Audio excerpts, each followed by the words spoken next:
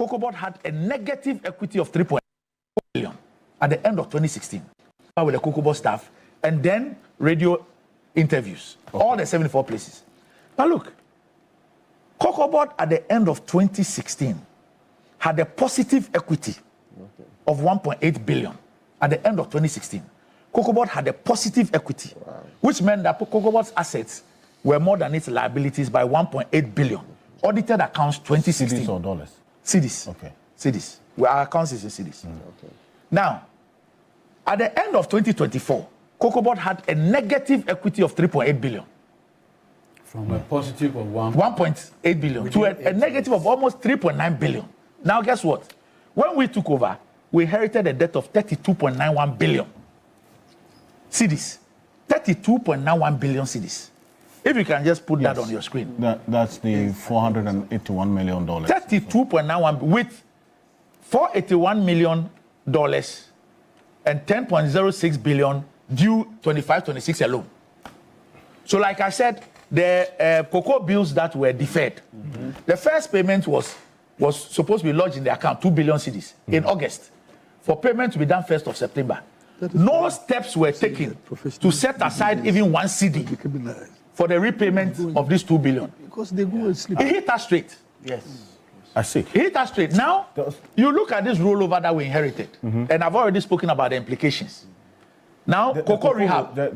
Yes. Now, cocoa rehab. Somebody sent a message of cocoa rose. There is cocoa rehab.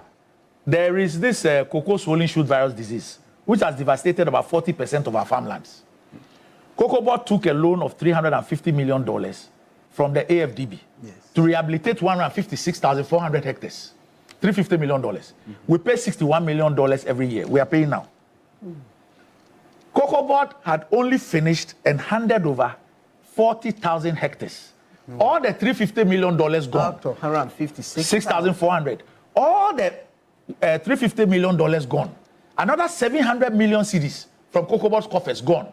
And only 40,000 had been completed and handed over to the farmers.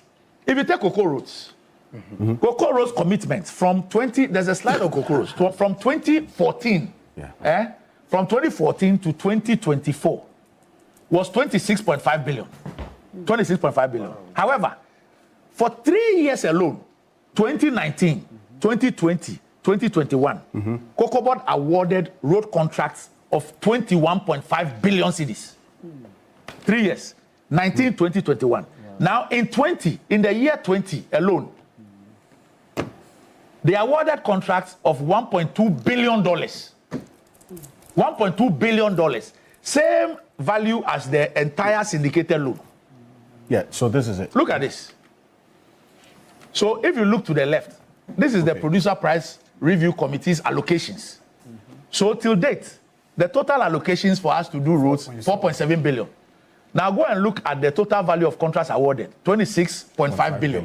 Ghana cedis. Now, but watch the 3 reds. 1, 2, 3. Those 3 years alone, 21.5 billion. And if you watch the 2019, 2020, 1.175 billion and 231 million cedis, road contracts awarded just last year. Wow. But look at this. Look at the first column, the allocation. If you look at the allocation, the 4.7 billion, nothing. It gives you an average of about 430 million cedis a year, an average of 430 million.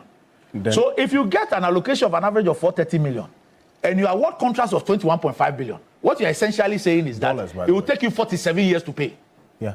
Meanwhile, you sign these road contracts to be executed between 24 months and 36 months, and said that once these contractors finish and they issue their certificate, you, COCOBOD, you have 90 days to pay, failure which will attract interest.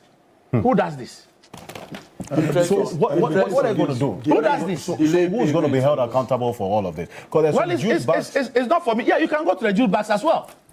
You can go and check the jute bags, the jute sacks. The next thing. And the money paid to University of Ghana lands, the 12... $9 million. For how many acres? 12 acres. Can you imagine? Now, these are jute sacks. If you look before the 22 season started, COCOBOD had 94,000 bales in stock. That's the CEO of COCOBOD, Dr. Randy Abbey, stating the position of COCOBOD that he inherited, giving quite some detail last week. And you find all of that in different forms on our various social media handles, TV3 Ghana. Welcome back. This is Key Point on TV3. We're live on 3FM 92.7. That position of Cocoa Board, where we are, or where we were, where we are now, and where Cocoa Board intends to go based on the details of the finance minister's press conference a couple of days ago, is going to be the major conversation this morning. As for the position of the CEO, it's been clearly stated. Now we're lifting the conversation beyond that. These major stakeholders who are going to be impacted or they will benefit from these reforms are the ones we want to hear from this morning. Beyond what the CEO has said, the minority in Parliament were quite clear in their words that they want government to answer for what is happening now and calling for heads to rule as well. They held a press conference just a few minutes after the finance minister, Dr. Kassia Latofosin, put out a raft of these reforms that I referenced earlier before we start. I'm going to run through it in a bit. But let's take a listen to Dr. Mohamed Amin Adam, the immediate past finance minister, before we get into the poll tracker. It gives us an idea of how the way forward will be. Take a look. A bailout would have been necessary rather than reducing the producer price for cocoa. We warned this government about the reckless overvaluation of our currency. We warned them several times that these dollars they are pumping and pumping into the economy, that reckless intervention. Last year alone, they intervened to the tune of 10 billion United States dollars. The trend has continued. That reckless overvaluation of our currency will affect our economy. Because those of you who understand economics know that when you overvalue your currency, it adversely affects the export competitiveness of your country. Government should know, because they have economists amongst them. They should know that anytime you are implementing a policy, there are trade-offs. There are trade-offs, and therefore by overvaluing the currency as a policy, they should know that other sectors will suffer. So what a responsible government has to do is to achieve what we call policy equilibrium.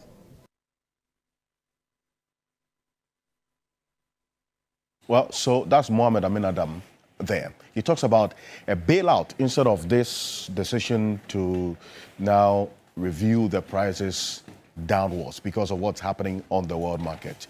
But the finance minister's announcement, a ton of cocoa now reduced from 51,660 per ton to 41,392 cedis per ton.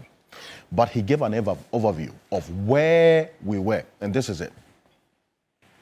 One, the 2025-2026 cocoa season began in August 2025 with the producer price of 51,660, as I mentioned, calculated at 70% of the gross FOB of 7,200 per ton, using an exchange rate of 10 cedis 25 pesos to the dollar.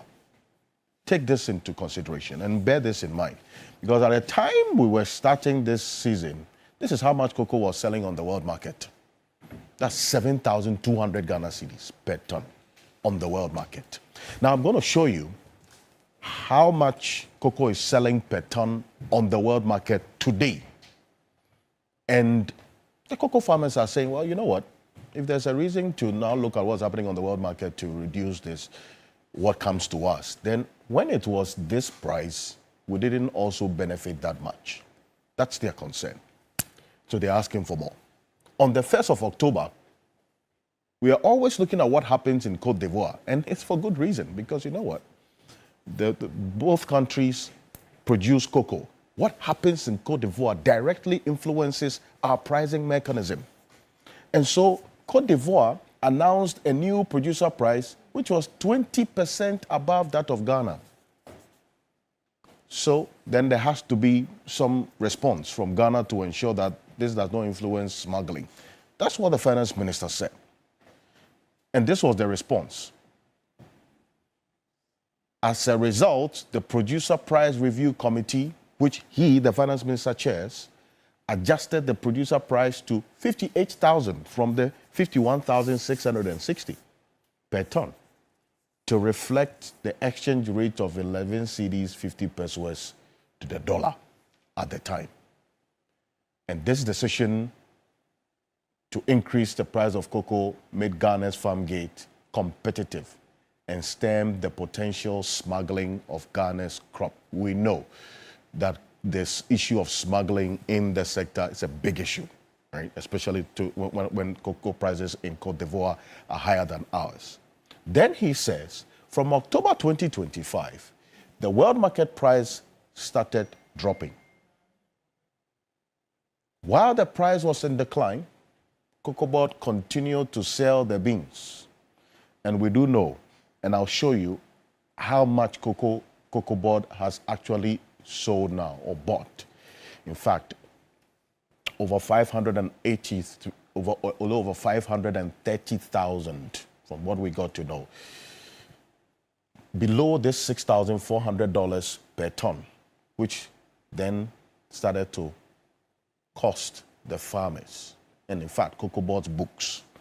We're going to go into the details of exactly what the way forward is. After laying this foundation, are these reforms going to work to turn around the fortunes of the cocoa sector and by extension, the fortunes of the cocoa farmer and the license buying companies as well? They are the intermediary between the cocoa farmer and Cocoa Board or government, essentially. So the presidents of the LBCs Association, as the license buying companies, it was with us on the table. It's a big cocoa conversation we're having this morning.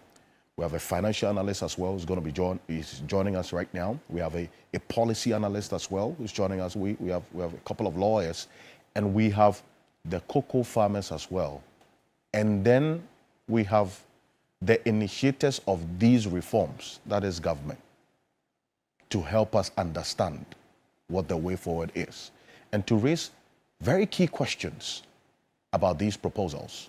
And this leads us to the poll tracker this morning. Let's get into it now.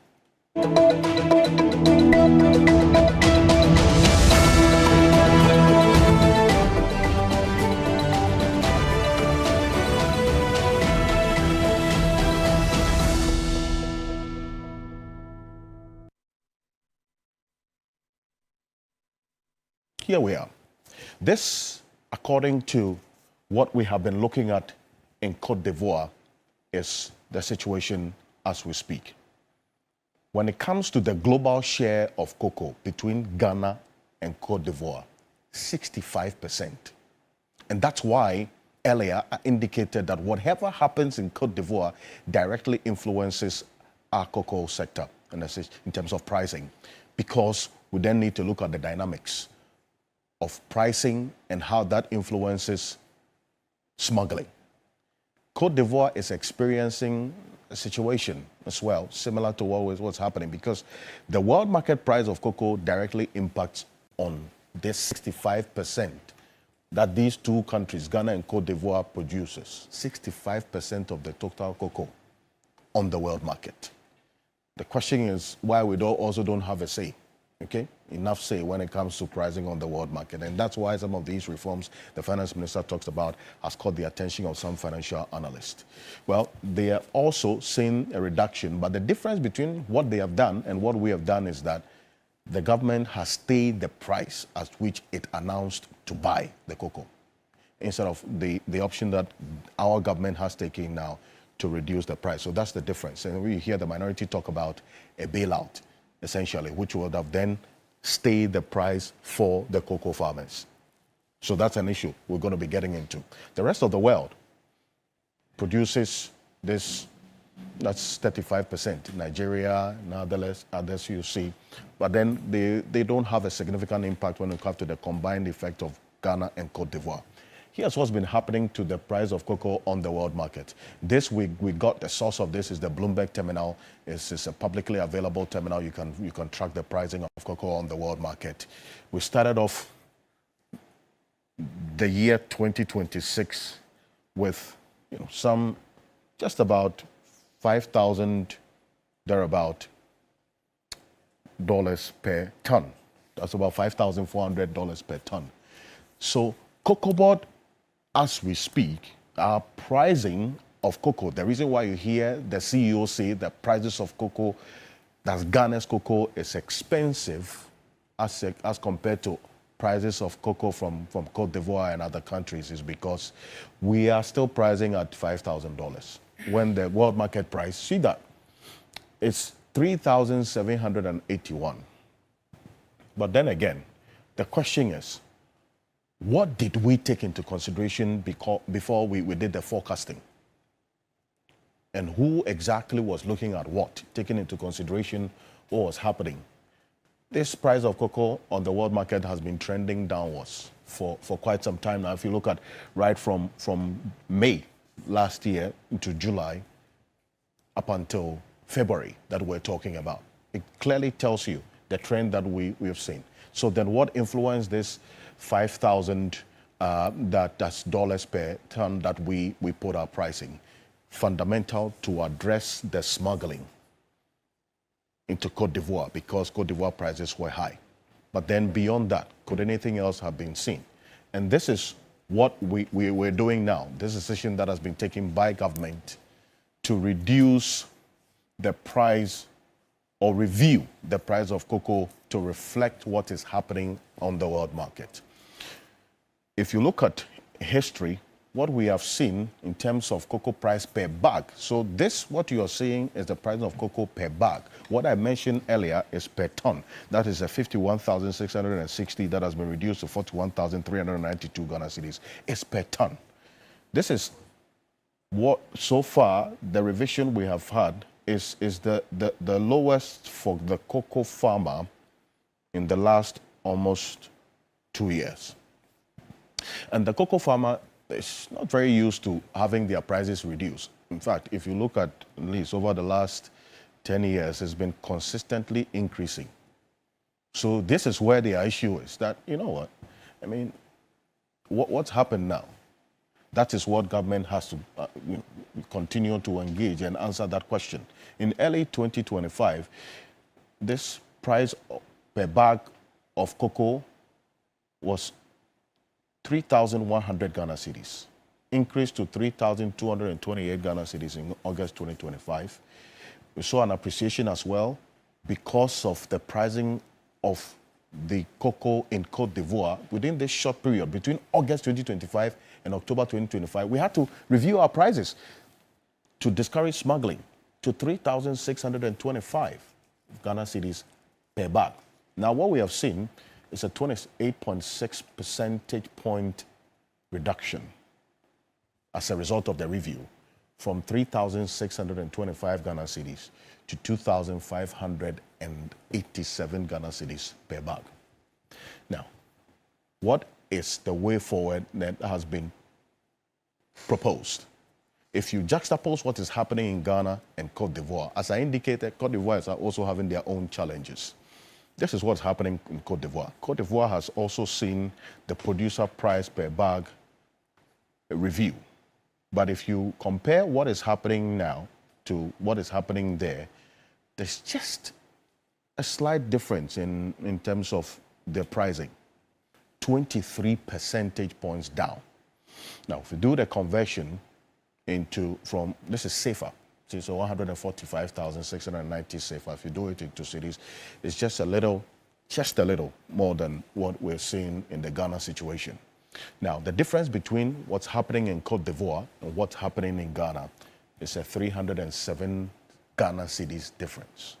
So we converted the CFA you see into Ghana cedis, 2,894 Ghana cedis in Cote d'Ivoire, and 2,587 Ghana cedis in Ghana. If you do the simple calculation, what is currently prevailing on the world in the Cote d'Ivoire Ghana pricing mechanism, the difference is 307 Ghana cedis. Is that enough to influence smuggling? It's a conversation the cocoa farmers will have to answer. Okay, so we'll get into that this morning. Then also, the measures that have been announced by the finance minister, and we're going to put out on the screen right now, it gives us a clear idea of what government is thinking going forward. One, the target when it comes to the 50%. Say, you know what, at least 50% of all the beans that Ghana produces is going to be processed locally.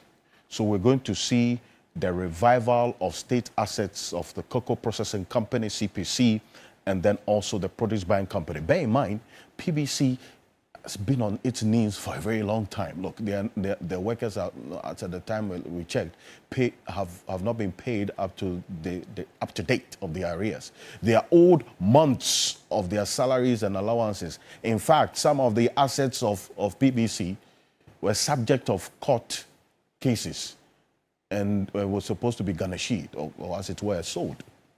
So what is the plan to revive PBC, Cocoa Processing Company, as quickly as possible? I want us to take a listen to the finance minister talk about accountability. Okay, they're talking about the fact that with what has happened in the last 8 years, questions will have to be asked. We would hear from the finance minister, but beyond this, the minority is also talking about Cocoa Board, asking them to answer the specific questions about why we are where we are now, beyond what the CEO has been saying. This is Kojo Oponkroma at the press conference last week of Wasia Yerebi, Member of Parliament. Take a look.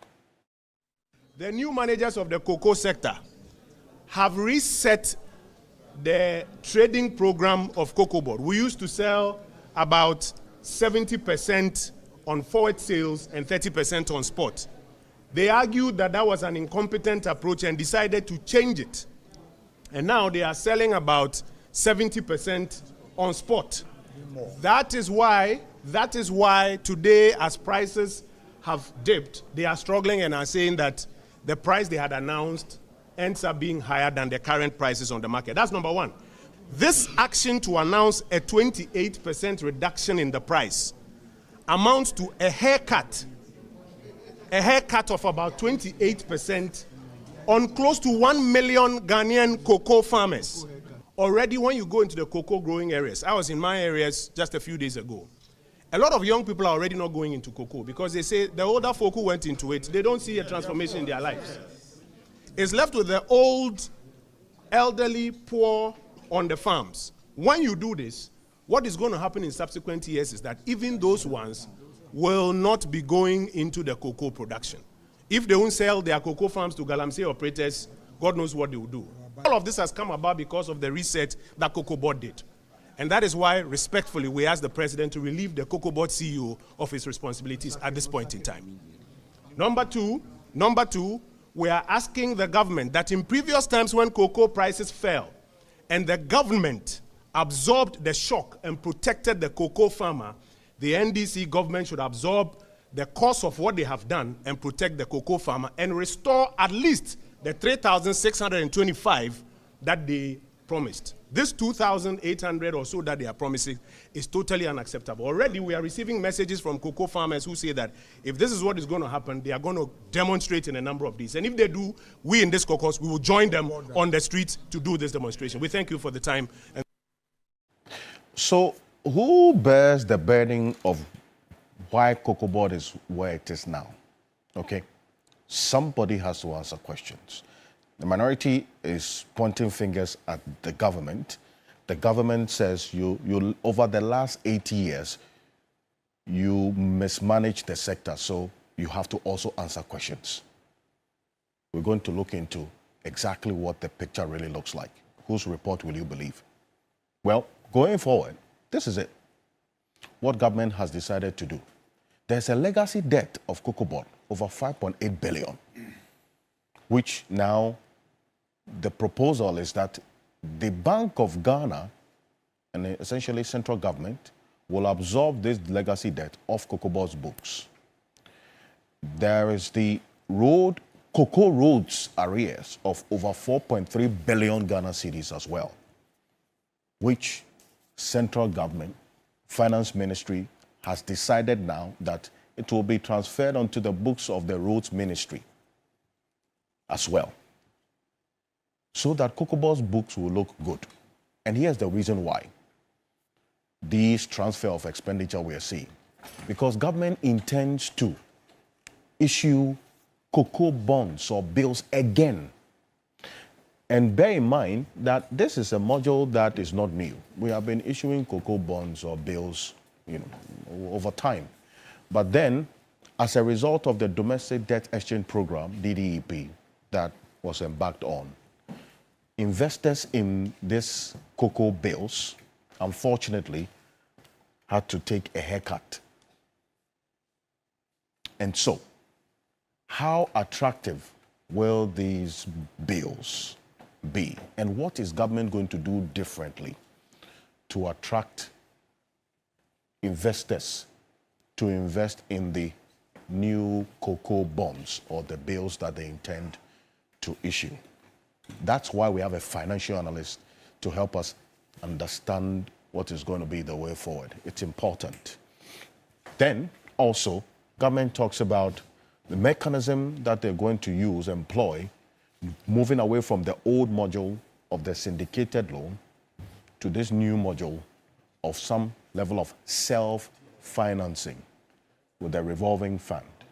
The advantage we see is the spot sales that are yet to see the optimization of pricing.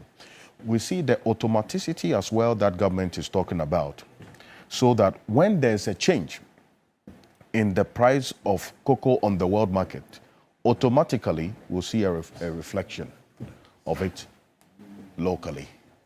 The cocoa farmers have their own view on this. Joining me in the studio right now is Joe Jackson. He's a financial analyst and the CEO of Dalex Finance. As I indicated, we want to have a broad conversation of what the way forward will be. Mr. Jackson, good morning. Thank you for joining us. Good morning. Good morning. Also joining us this morning is Samuel Adimado. He is the president of the Licensed Cocoa Buyers Association of Ghana. The Licensed Cocoa Buyers Association of Ghana. Correct. You are an integral part of this entire That's right. chain, is Correct. it not? Just for the benefit of the uninitiated, what's the critical role of the LBCs in this? Yes, the LBC is basically interface between the farmers and cocoa board. So after the agronomic activities, right from the post-harvest level, we go in to mobilize the cocoa from the various hamlets and communities, aggregate it, maintain the quality, ensure that it is put into jute sacks. We move it to the districts where our depots are. So at the districts, then we invite quality control company to do the grading and sealing. Then we also ensure that it is transported safely into the various cocoa board warehouses at Tema, Takoradi, and Kumasi. I see. So this is the core activity we do in addition to the documentations and then the traceability of the cocoa that we add on. Right on. Thank you very much for helping us understand the critical role that you play in all of this. Also joining us in the studio is the Director of Presidential Initiatives in Agriculture and Agribusiness.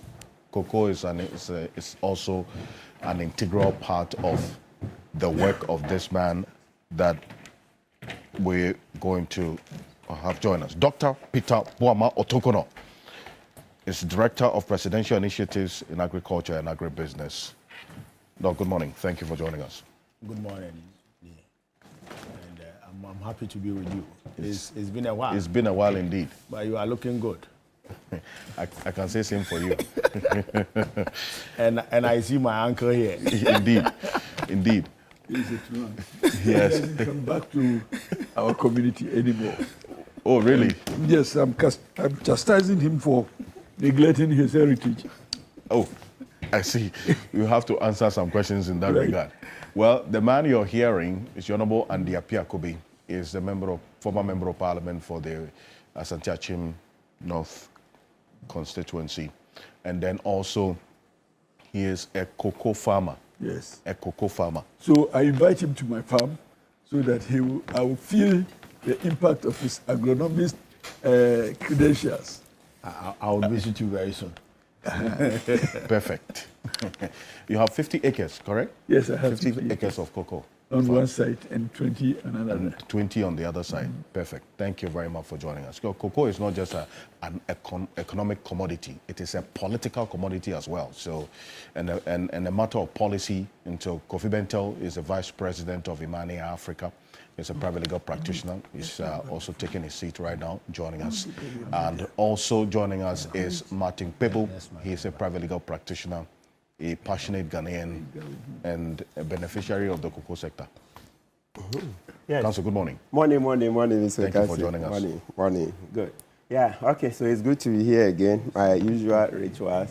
Thank you, the good people of Ghana, for making this program your unparalleled and uncontested #1 program. Thank you for the insights. Yes, always showing us, this is wrong, this is correct, etc. It's your program, so continue to make it your program. We are grateful. So once again, we'll start with men above 40. Today we change the order. Important. Please, if you're above 40, you should be doing the prostate check. Go check your prostate because prostate cancer is deadly, very deadly, okay? Do it. It doesn't cost much. Then again, now we are looking forward to Yoko going into the 52.5 billion cedis that moved from GCB to unknown accounts in 2020, close to the elections. So the questions we are asking is that did the previous administration use that money to finance the election? If not, why is Johnson Ekwuamoisiedu failing to give the report more than 5 years on? In December 2024, he said he will come out with the report on where the money went. 5 years. He go explain tire. Yeah, he go explain tire. 5 years. He's not able to come out. And we are still sitting here and watching him. So what kind of country is this? That's where he would have lost his job. Pro tanto. He said 52.5 billion left GCB to unknown accounts. And 5 years on, we cannot explain. What kind of country is this? Is it any wonder that we had to go to the IMF? Okay, so I see your Ajimambedu II, Domahini. Thank you for standing up when a lot of people chose to keep quiet. Togbe Afede, Sofe Kufu Yasantua, and then Kinteki Teku through the second, Gamanche.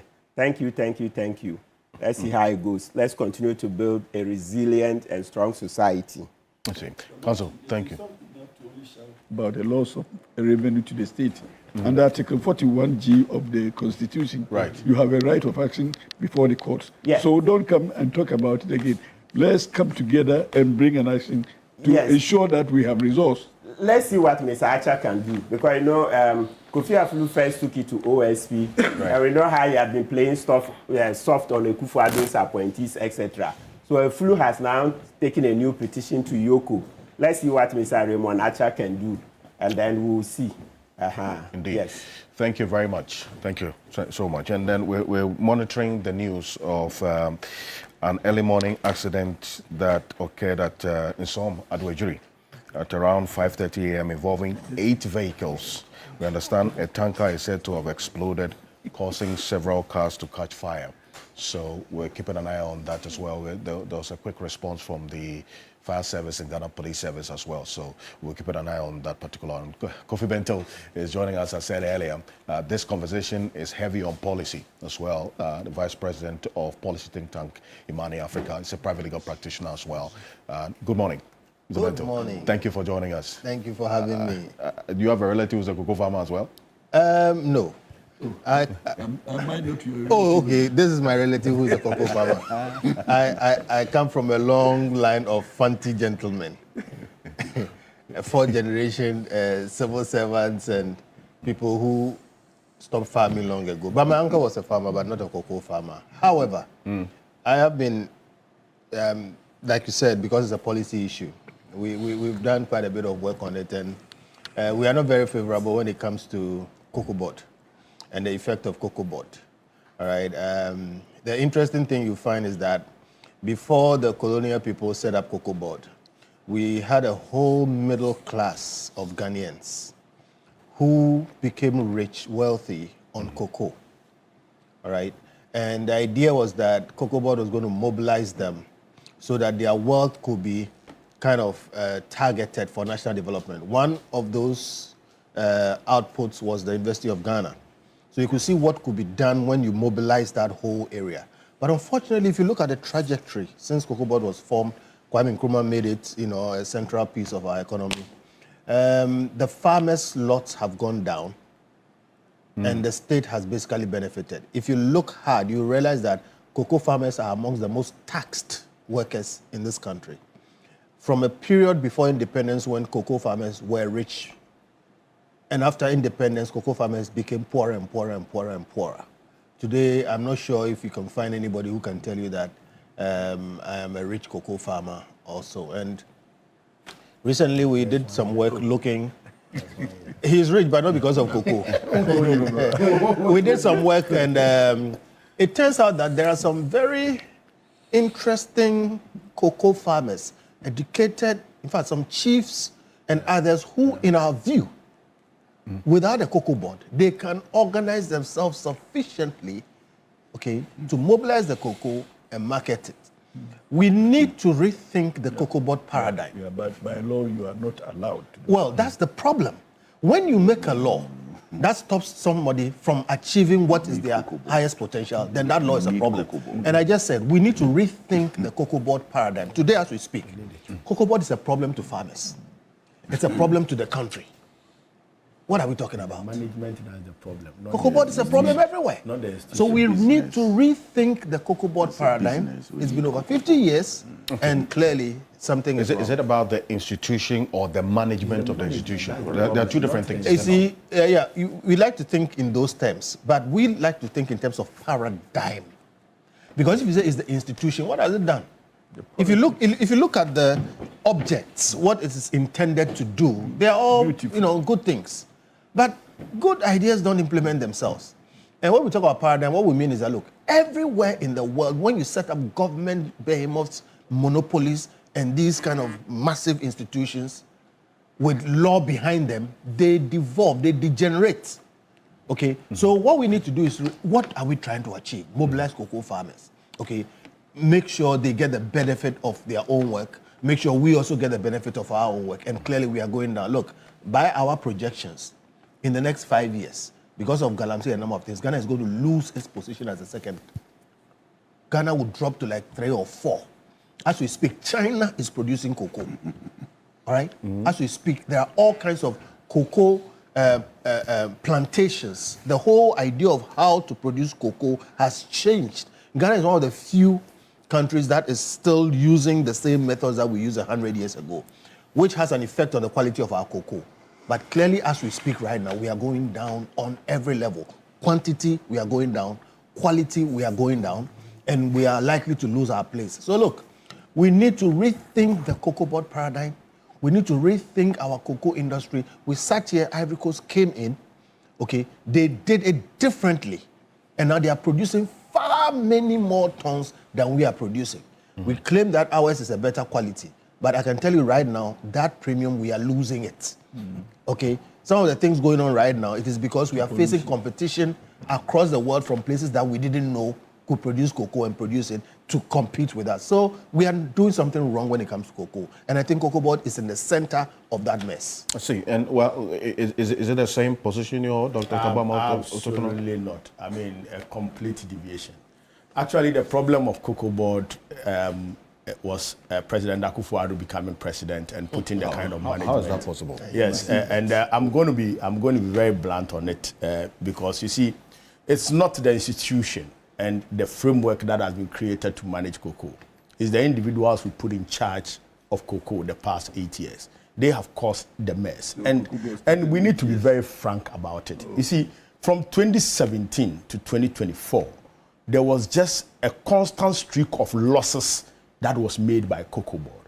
And the losses was so huge that you couldn't imagine what was happening. And at the time, cocoa was doing well on the international market. So from 2021, let's say even from 2020, we made a loss of about 199 million Ghana cedis. The following year, 395 million Ghana cedis. The following year, 78 million. We went as high as 400 and something million Ghana cedis. Wait. Now, what's the source of those? No, this is Cocoa Board data. This is Cocoa Board data. So you can the losses that Cocoa Board had been posting. Yes. This is cocoa board data. From which year exactly? From 2021, 199 million cedis. Okay. 2022, 395 million cedis. 78 million 2023.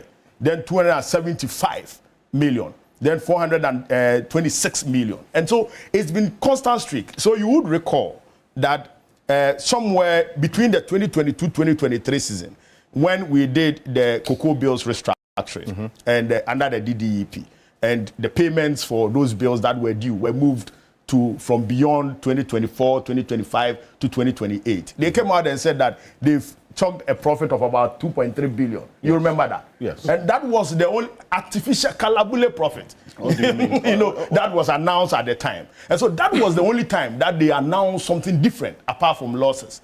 And so it's been constant mismanagement, constant underperformance in the past 8 years. And that is what has brought us this far. We lost, because of this mismanagement, we lost our cocoa syndication. We couldn't go to the market. It collapsed completely. And obviously that was what led to the restructuring in 2023. There were other issues that has to do with just over procuring things that were not needed. In fact, the last 8 years, the agronomic responsibility of Cocoa Board was completely ignored. You know, Cocoa Board has two responsibilities: the agronomic responsibility and the economic responsibility. So they are supposed to help the farmers to be more productive, to produce more, to be more efficient. In the last 8 years, the activities that we have done in the past to support the farmers, like the free fertilizer, the spraying exercise, and even the extension services that is offered to the farmer, was completely taken away. So you have the instance where Cocoa Board was spending all their money on needless procurement. And you heard Randy Abbey talk about the 26 billion, cocoa roads contract. That was not that alone. In fact, 4 days to elections, they were issuing LCs of about $48 million US to buy cocoa sacks. Meanwhile, the cocoa sacks that were bought in 2021 are still in the stores. They have about 94,000 bales of the cocoa sacks of 2021 in the stores, some of which they used last year, 2024, 2025, 2026 season. And what is left can be used for 2026, 2027. Yet they issued LCs of 48 million to buy some bills. And the sad aspect is that the bills they imported in 2022, those they imported in 2023, and those they even imported early 2024 were not cleared from the port. And they are still at the port. And so you can't just understand what the Akufo-Addo government and the management of Cocoa Board were doing in the last 8 years. It's unbelievable. And that's the reason decisions they made were so injurious, not only to the sector, but to the economy of Ghana. You see, I asked you the source of it. Second, Yeah, just beg quick one. See, Yes, yes. When we politicize the Cocoa Board issue, No, you see, I beg you. 1 minute. 1 second. I beg you. I beg you. I beg you. I beg you. Yes. We will not solve the problem. Okay? Do you know what took Mr. Oponi to court? All right? And when you talk about the bills and jute and whatever, I agree with you, it's wrong. Do you know the government under which Ghana if you agree with me, let me say it. I beg you. I'm making my point. I'm saying I agree with you on the mess in Cocoa Board, but it didn't start in the 8 years. Ghana recorded its highest cocoa production under Akufo-Addo. 2020, 2021, over 1 million tons, the highest ever in our history. And I'll tell you why. Hold on. And the mess started way before even Mahama One government. Now, what we need to appreciate is that, look, we have a whole class of cocoa farmers who have what we call collateral economic effect on a nation. And we need to look at them as a special group. If there is going to be any welfare, we should target it at them. How many of us here didn't benefit from cocoa scholarships? The point is this: deal with the problems. I will agree with you if you find the people who imported those bills and lock them up. Yes. Okay? And the people who did fertilizer deals in the previous government and lock them up. But let's not make it a political thing. You knock it here and knock it back. We should focus on Cocoa Board as a national issue and deal with it. Okay. Because so many people, millions, with collateral economic effect, all right, are going to suffer because of some of these things. And in fact, that probe that you talk about, the finance minister has indicated there is going to be that probe. So, Alfred, if I can finish my point. For those who have to answer questions to do so. No, I wanted to conclude because Alfred, you see, the reason why you can't do discussions on cocoa without bringing in politics or bringing in the politique and those elites who run government is that cocoa is a political matter that touches the lives of not only millions of farmers, but the entire nation. And that is why I am not worried the MPP did the press conference they did last few days. But I am heavily worried because they had to say the things they said after the mismanagement and how they managed Cocoa Board in the past few years. I've had to bring all these things in because the opposition are speaking and they are making noise and they caused this mess. Look, the rollover contracts of the 333,000 cocoa that we had to supply. Are you aware that if we were selling that cocoa that we produced last year, we were going to make over $941 million US dollars. That's almost $1 billion. $1 billion. And guess what? We had to sell that under the current price regime. They locked the contract in at $2,600. $2,600. When cocoa was selling at 10,000, and you displayed that. Cocoa was selling 10,000 on the spot market. In the futures market, 12,000 US dollars. And they locked in a contract of 2,600. And you said this is not a political matter. This must not be discussed. This cannot be said. No, please, Kofi, let me land, please. Okay. I mean, please allow me to make my analysis. I mean, you are not being fair to me. Okay. So these are issues that we have to talk about. And look, you cannot talk about the reforms and the resetting we are putting in place if you do not discuss this and let people appreciate what we are going through. These are very difficult times. And so last year, we have had to buy cocoa at the current prevailing price and sell it at $2,600. Those losses, who are going to pay for it? Almost $150 million US dollars. Who is going to pay for it? No, so what went to beyond that? You took that decision for a reason, okay? And why you are actually having to price, or we are pricing our cocoa beyond the world market price. The objective was one to tackle the matter of smuggling, is it not? So no, it's a different matter. I'm talking about a completely different thing. The forward contract that was signed by the MPP signed the contract at $2,600. So you didn't have a choice. Now, the decisions we made on pricing last year was not only to deal with smuggling. We realized, in fact, this is the first time in the history of Ghana that we have changed cocoa pricing midstream within season. And we have done that 3 times. So we announced 3,225. I think that was 4th August. When we did that announcement, we realized that the exchange rate had depreciated a little bit from the 10.5 to $1 in August to about 11.5. And so we had to make that adjustment. Actually, the adjustment was made because the government wanted to be true and fair to the cocoa farmer. Well, the finance minister... Not because we wanted to deal with the issue of smuggling. What I read was a direct quote from the finance minister's statement. He specifically indicated on Thursday that this change in price within this short period that we saw was as a result of what was happening in Côte d'Ivoire. And so there had to be a quick increase to address the matter of smuggling. That is... Yes, no, he said that. But you see, that dealt with the matter and helped us to rake in even more cocoa within the period. But I'm saying that it was not the only reason. We wanted to be true and fair. In fact, look, no government has been true and fair to the cocoa farmer like we have done in the past year.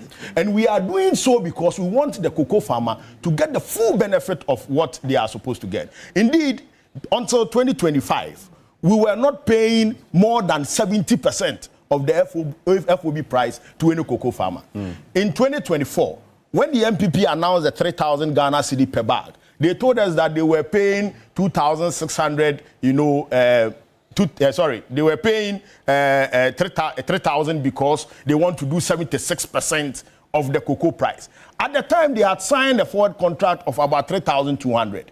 And so the 3,200, when they sell it at 3,000 Ghana cedi per bag, they were doing 76% of that price. But the actual price on the international market was 9,600. Which is the FOB price. And so when you are doing the analysis and you want to be fair to the people, you price according to the price on the international market, not the forward sales that you have locked in. And the difference is almost about $6,000. And you say that you are doing 76%. So actually, between 2003 and 2023 and 2024, you would realize that the government was paying only 25% of the FOB price. 25% of the FOB price. And so government is saying that, okay, look, the farmer must benefit from the atoll. And so the thing is trading on the international market. It's like selling maize at 700, and you have a maize, and you want to sell it at 800. It won't work. So if the international price, the FOB price is 5,000. 5,200, 5,800. Let's make an adjustment so that constantly the farmer can get 70% of the returns. Indeed, at the current price, which you displayed, $3,700. Yeah. At the FOB price, yes, $3,700. Yes, this is. If you look at this value and the amount we are paying to the cocoa farmer, it is beyond 90%. And it has never been done in the history of Ghana. In fact, the 90% of FOB price that we are paying to the farmer is historic since the days of Tete Kwasi. So these are things that we must bring out, and together as a people, difficult times, we have to galvanize the farmers to understand the realities of what we are putting in. And the fact that even the prices that we have put out, even though it's a reduction of the previous year's own, it makes them even more profitable and better off than keeping the beans and the beans going bad. But for you, cocoa farmers, and Yes. and For us as farmers, we are you're a not politician interested as well, in the just economic to do politics. We are interested in revenue from our labor. So when you were talking about figures, and you are saying that 2,700 or so, 2,500 is better than 3,100, nobody as a farmer will agree with you. But the problems of cocoa board is historic. So I don't agree with you that it started from 8 years ago. No. Well, There was a component called stabilization fund of all the calculations. And that was supposed to ensure that there is continuity and also value stability along the chain. From Nkrumah's time up to now, we were supposed to have built enough funding to be able to cushion up all these To avoid avoid syndication and all that. So for me, the moment we started looking for funding to support the cocoa sector, I knew that the policy had failed, because from inception, and cocoa board is almost 80 years now, and 80 years of running an industry, we haven't been able to even build enough resources to be able to cushion the industry for even one season. By now, we should have a buffer of resources that could even cushion us for 10 seasons from 80 years. And it is not all about mismanagement. It's also about government influence. Exactly the point. If you start from the First Republic down to the Fourth Republic, you see governments moving to cocoa board for funding to support budgets, national budgets. And that cannot be sustainable. So anytime cocoa board gathers some funds to insulate the industry, government comes and does cool chop money. They pick it up. So we were teaching officials in cocoa board that if you aggregate, they will come and take. So you better not keep. And they started helping themselves with the funds that are supposed to insulate the industry against these fluctuations. So you see, the problems are multiple in cocoa board. But again, I don't want us to even bring politics into it. All governments have done that. All governments, from Nkrumah's time up to now, all governments, when they see that there's money in cocoa board, they go and pick it. And I think that is wrong. And that has deprived the industry of the insulation. So down the line, we must be thinking differently, because we cannot continue to do the same things, and we also cannot politicize it. My brother says it started 8 years ago. I totally disagree with him, because even when I was going to school, when I was going to school, 8 years. listen. When I was going to school, some of us, but for cocoa board scholarships, we couldn't have gone. But our fathers were cocoa farmers. So for me, even if I enjoyed it, I would say yes, from my father's labor. But there were people who were also benefiting, who were not anywhere close to cocoa or close to cocoa industry. And you see, how could we be spending money for people who didn't deserve? And in recent times, the cocoa roads, so much money going into cocoa roads when cocoa farmers are not paying. I agree. So why would you Because of prioritize non-core activity. cocoa roads against paying for the beans? That will bring us the And money. even helping the farmer. You understand? do more And productive. when you are talking even about support to farmers, and we think that it's a windfall, it is not. It is part of our earnings.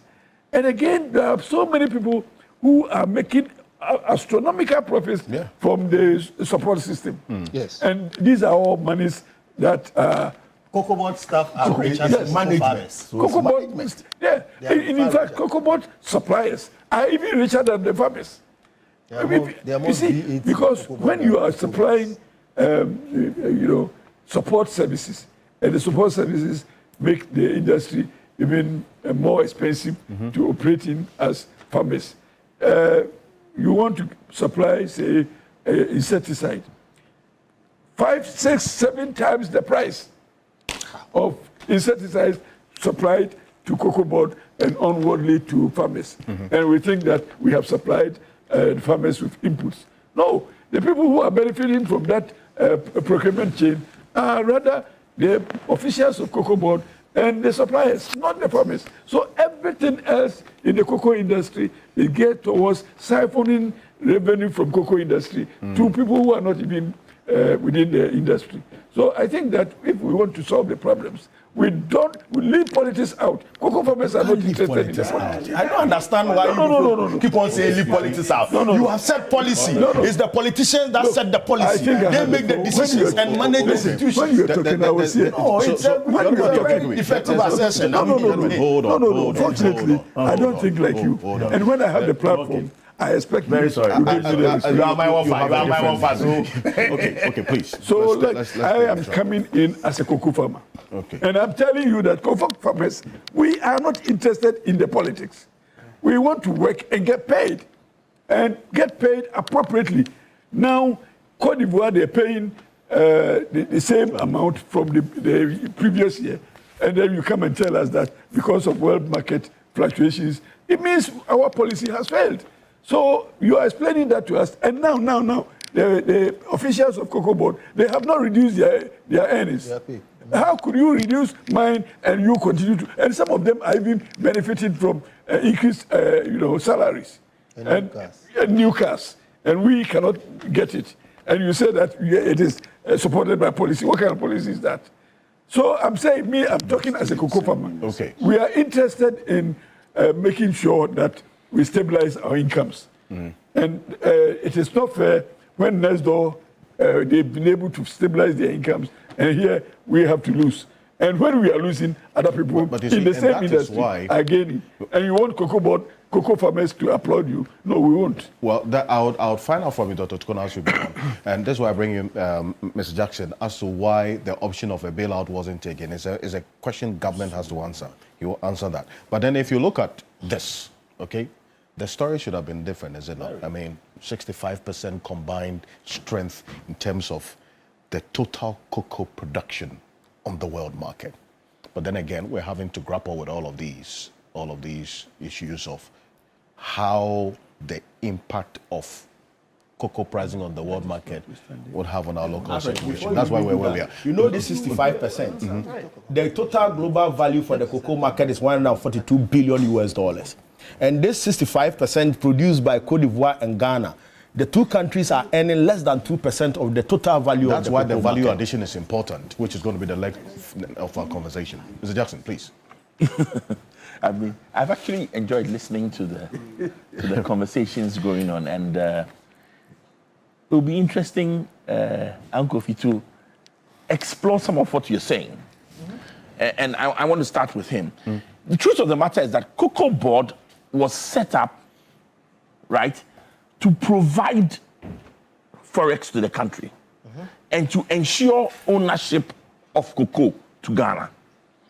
Now, that role has always been there. And that's why each year it is Cocoa Board that the funds that come from Cocoa Board that determine what the value of the CD is.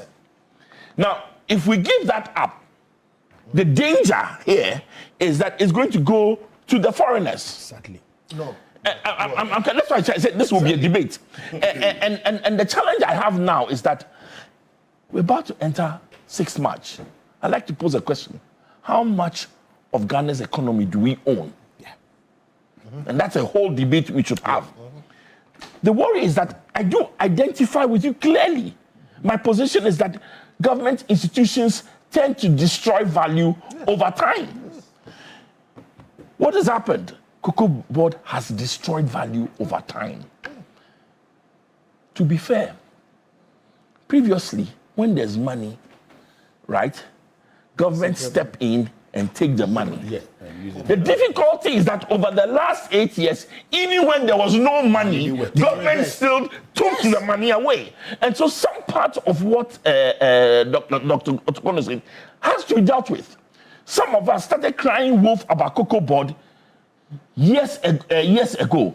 3-4 years ago, we were crying. Why should Cocoa Board employ 2,000 more people? Why should Cocoa Board be making the losses? Why is Cocoa Board not publishing its accounts? And we made these issues over and over again. Nobody listened. Yeah. Unfortunately, at this moment, we are caught between a rock and a hard place. What's the rock? Cocoa Board has been so badly mismanaged that it cannot continue as it is. Really. The hard place is that at the same time, the price of cocoa on the world market has fallen so badly that we now have to face the issue. But let's face the issue. Farmers have to understand that Cocoa Board is bankrupt. There's no money. In the light of the stabilization fund that was supposed to be created was not created. When we had a mechanism to ensure that farmers earn money by selling cocoa forward, so that when cocoa is sold forward, we can guarantee the prices for a period. You know what we did? When the price is here, we guarantee the price here. And then somewhere in the middle, I don't know. Something goes somewhere. I don't know. All I know is that some of the forward prices that were set, shameful. Why do we do this to ourselves? Somebody's plan. If somebody was leading them, they won't set that. Hold on. Right. I want to hear him. Yes. So that mechanism, guess what? Go to Cote d'Ivoire. They made better use of the forward pricing. They made more aggressive use of the forward pricing in the last few years. What have we done to ourselves? So, unfortunately, right, nobody is going to be happy in this matter. Especially the farmers. Although the farmers, let me tell you the danger we face now. Because Cocoa Board is bankrupt, and let's face it, the economy itself, things are looking up, but there's still no cash. What does it mean? Farmers have to face the reality that that drop in price is going to hit them hard. Yes. And when you add that to the corruption around inputs, fertilizer, others, farmers are facing a tough time. Why? Input prices have remained the same. Even higher. Even gone higher. The cost of living has remained the same. Inflation may have come down, but cost of living hasn't gone down. Life is hard, but now it just doesn't get harder by the month as it used to. So what has happened to the farmer? The farmer is squeezed. When you add issues of galamsey, others, we are facing a situation where we could see a dramatic decline in the cocoa industry. Is that what we want as a nation? Some hard decisions have to be taken. And the sad thing is that, however unpleasant the current situation is, seems to be an attempt to deal with it. But it is unpleasant. And some of the unintended consequences could see dramatic declines in cocoa because already there were challenges. And yet, let's be clear, nothing will change if Cocoa Board does not reform. Nothing will change if Cocoa Board does not reform. You see, the way Cocoa Board is set up now, it is inefficient, it is unproductive, it is throwing any definition of yes. And the truth of the matter is that unless we reform Cocoa Board, all that will happen is that the farmers will get less money. That hole will continue. I have a question. So we've moved the debt. We've moved the debt to the government. We've moved the debt to the Ministry of Finance. That's what we've done. Question: are we going to still do cocoa roads? Well, the understanding that the finance minister gives is that this cocoa roads now is not going to be on the books of Cocoa Board. No, it will be cocoa roads will not be on the books of Cocoa Road. Away from it. But are you going to move away completely from it? And that's what is Cocoa Board going to just stay within its original mandate and core mandate? Correct. The new cocoa bill is dealing with that. How transparent are we going to see the pricing mechanisms that you're talking about?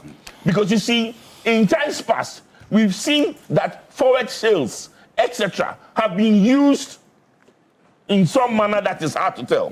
Today, now you tell my brother here that you are going to index his price that he's going to receive to the pricing mechanism. Question is, how transparent is it going to be? Are we all going to see how we arrived at the mechanism? Are we all going to see what the price, the international price is, and how you arrived at it? If we don't have that transparency, it won't work. Are we all going to work together and come to those? It's not about, you see, somebody has to, you see, transparency, Anybody you see, sit anywhere and work the figures. When we sold cocoa, when price of cocoa was upwards of 8,000, we sold forward at 2 something. Somebody worked the numbers, and we didn't see it. Yeah. We didn't hear of it. And they are comfortable receiving. I see. When all the sole sourcing goes on in Cocoa Board, you see, unfortunately, Cocoa Board is a reflection of who we are as a country now, and all the challenges we are facing. And sadly, as much as I see the role Cocoa Board is playing, I hold my head and I say, just maybe Uncle Kofi Bentil is right. Even though I don't like what he's saying, we've progressively watched everything go bad. How can you guarantee that Cocoa Board will remain transparent even for the next 5 years? I'm not talking about the next 3 years. The next 3 years, maybe there's a regime in power that seeks to change things. Some of the reforms we need are multi-regime and cross-party. And so I tell you what, today, this last week is a sad week. Oh yes. For cocoa, for cocoa farmers, and for the economy of Ghana. Right? And some of the, listen, cocoa directly affects 800,000 households. 800,000 households. I'm not talking 800,000 persons. I'm saying 800,000 households. How many people are in that household? Times 4. What for? When you go to the cocoa farms, it's now times 6. Ask him. They're not doing for it. They're not in Accra. They are not in Accra. One person at a time, please. Thank you. Yes, but here's the thing. Make your point. Even with the cocoa bonds, right? To be honest with you, this may be the time to introduce cocoa bonds. Why? Because there's some credibility restored to government borrowing. And we have a situation where the T-bills are being oversubscribed. And we have to stop using T-bills to fund, T-bills are just meant to fund cash flow shortages during the year. It was never meant to provide long-term government finance. We have to get back to the bond market and start to correct the negative perceptions that have been created about the government bond. But they're being oversubscribed. So it's good. You know, you talk about the treasury bills now, correct? And then the others. But so cocoa bonds must come back. Okay. And one of the things that we must be worried of, if we don't change Cocoa Board, if we don't change and then listen, all the other companies, CMC, PBC, they've also been badly mismanaged. The change is not only Cocoa Board. You're saying you're going back to PBC. Are you going to fix the problems that were PBC and what brought it down? PBC was a publicly quoted company. Because of government interest, we managed to destroy it. It's still publicly listed. Yes. Listed where? So staying on that part, there's actually the proposal to have Cocoa Board also listed Cocoa listed on the Commodities Exchange as another alternative. Just a quick one on that, and then You see, I'll come to the all these accountability. things would work if Cocoa Board itself starts to operate like an efficient institution, stick to its mandate and not grow. Now, at this moment, there's no incentive. You see, and what scares me is when we had the NPP holders press conference, there's some specific allegations laid against Cocoa Board in the last 1 year. That was scary. I don't know whether those allegations are true. But if they are true, it means we haven't really changed who we are. We have only changed the personnel. Well, Mr. Jackson, on that bit, you see, that leads us then to the question of accountability. Because then, if you look at what has happened over time, and reason why the finance minister talks about some measures that have been put in place to, as it were, make the books of Cocoa Board look good for this way forward, as in to ensure that if we are going to now look at the option of issuing cocoa bills or bonds again, it must attract investors. So this is it. You are taking the liabilities of Cocoa Board's books. Central government, Bank of Ghana, Roads Ministry absorbing it, so that if you go on the market again, that fear that you have at least will be addressed. But Lawyer Matik Pebo, before I come to you some more, Lawyer Matik Pebo, that also then brings in the question of accountability, because someone's decision led to these losses and the situation that Cocoa Board finds itself now, is it not? Yeah. How deep should this question of accountability go, especially in looking at addressing the current state of affairs of Cocoa Board as we speak? Council. Yeah, so it should be a root and branch approach. Yeah, root and branch, because you can see that Cocoa Board itself, at the time they were leaving, was a crime scene. Because how do you issue LC for jute bags to the tune of $48 million at the time you are exiting, when you had a huge stock? Yes, that's what the previous MD did, right? $48 million when midnight contract, you've lost an election, exit honorably, yet you keep on issuing more contracts because of no curfew, probably, because otherwise it doesn't make sense. It's not as if the stock had dried up. They had huge stocks, and yet this MD would insist on issuing an LC at a point they were exiting. That's what I'm saying, midnight contract. So I'm happy that yesterday, I think in the news, they said the matter has been reported to the AG to see to investigations, right? So that we can hold them accountable. Kofi says we shouldn't, and there's an honorable appeal. When you say we shouldn't politicize this matter, I struggle to understand what you mean. How can you deal with this matter without politicization? It's politics, so you call it by its name. The moment you begin to look for euphemisms, etc., you are getting nowhere. A problem well diagnosed is half solved. Let's stop this thing. People dealt with that badly. We would mention their names. That is the name of the game. And they say that it's because of mischief that everybody has a name. So if you've come and you are issuing a contract midnight for $48 million, what's the name of that MD? We would mention. Anybody who thinks that's politicization, that's that person's cup of tea. You can choose not to mention the person's name when it's your turn. But you can't sit here and say that it is politicization. What do you mean by it is politicization? You must, no, but before you prosecute, you must first beat the matter here. You have to beat and beat it here. No, you would beat, yeah, so deal with it. Let me listen to, Council, gentlemen, please. No, please. Gentlemen, hold on.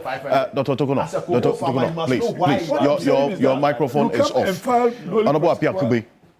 Thank you, gentlemen. Please, let Lawyer Matik Pebo. I'll come to you. No. Council, yeah, please. So the previous MD, is that Buahi Edu? Yes. Buahi Edu must be hauled. He must answer why he was doing midnight contract. If you lost an election, shamefully, go home. You are mismanaging, and yet that's the time you were issuing contract.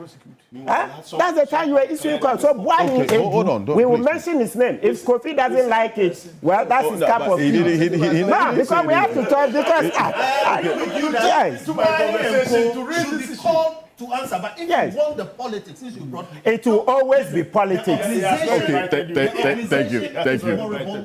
Is dead. You cannot kill cocoa board and let the elite cocoa farmers. I know about 1,000 of them. Let them run it. Thank you very much. Cocoa Thank board you. won't work. Gentlemen, As long as let him sitting end this point. air-conditioned officers running from Accra. Prof. Go ahead and deal with him. Yes, I you will agree have with to you hold on when to you that finish, deal point. with Well, cocoa so board. why I'll come to you. Edu, wherever you are today, we are mentioning your name here. You would have to answer for your 48 million LC when you had shamefully lost an election and you were asked to exit. You would answer. That's it. Now, go Okay, to let's number move on. 2. Yes. You see, so as we're dealing with accountability, there's this point we must bring in as we go on. I hear people talking about, yes, we'll reform the management, etc. There's this interesting bit of Cocoa Board, the history. You know, at a point, Kwame Nkrumah wanted higher prices. You see the silos in Tema, etc. Yeah. Then he built them because he intended to hoard about 200,000 metric tons of cocoa. He wanted to manipulate the prices. The farmers were upset, and the World Bank, you know how these Bretton Woods institutions, the moment we want to get out of their control, they will find everything to come and criticize us. So the World Bank say, oh, no, it's not doable. Of course, is it any wonder that America sponsored Kwame Nkrumah's overthrow, then it left. So let's bring it in. So the matter of management, we've been trying. It's not as if we never tried. Kwame Nkrumah saw the problem, and he thought that, okay, if he can hoard cocoa, prices will go up. So he built silos. They said we spent about $8,500,000 building the silos. They became a white elephant, right? Yes, so let's learn from our history. So it's not just about changing management. It's also about prosecuting the offenders. So Boahin Edu must answer. Look, if Apia could be your case is that Opuni's case must go back to court, why not? Of course. When someday you come back, criminal cases have no expiry date. If you have evidence, because that's the name of the game. Because listen, before, as Opuni's case was in court, etc., I know people who saw the dossier and said that Opuni's charges were politically motivated. And it wasn't long, we caught the Attorney General on tape confessing that Ekufuado and Oforiata were on his neck, saying they should get Atufos in jail, etc. Okay, look at ACMS case. ACMS case, the same thing. Yes. Okay. So when you come, I'll be your cheerleader if only you have evidence. When you come back someday, if you have evidence, I'll be here to support you. That go back and arrest those people and go back to court. Right? Yes, that's for those that, there is a difference between withdrawal and nolli prosequi. Nolli prosequi, you can go back. But when you say withdrawal, they are taking carton. So I don't remember which ones are pure nolli prosequi and the other one. But granted that Opuni's own is one that is pure nolli prosequi, and so you can go back. If you have the evidence, go and let's see. Because I have seen credible people who saw the dossier and saw that this was just a witch hunt. Okay? So if you have evidence, when it's your turn, go back. But until then, today is Boahin Edu's head on the chopping board. Okay? Yes, we will mention it 1,000 times. That is how we will deal with it. Because if we don't start with the court of public opinion, how are we going to energize the politicians to take action? Otherwise, it will be you scratch my back, I scratch your back.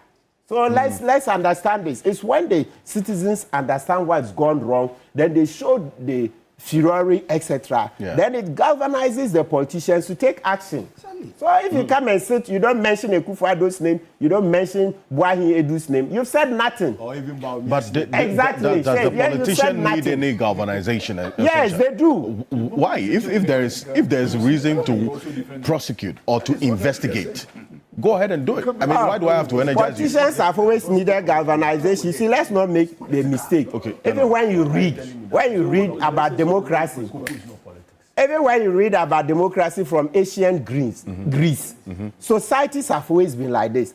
A lot of the time, you see, when you look at the political system, don't forget that the politician has certain interests. He wants to win. So he's looking to the populace. What concerns them most, generally, there are exceptions. Right. So he would attempt to answer the needs, the concerns of the populace. So when the populace bay for the blood of somebody who issued an LC for $48 million midnight when he was supposed to exit.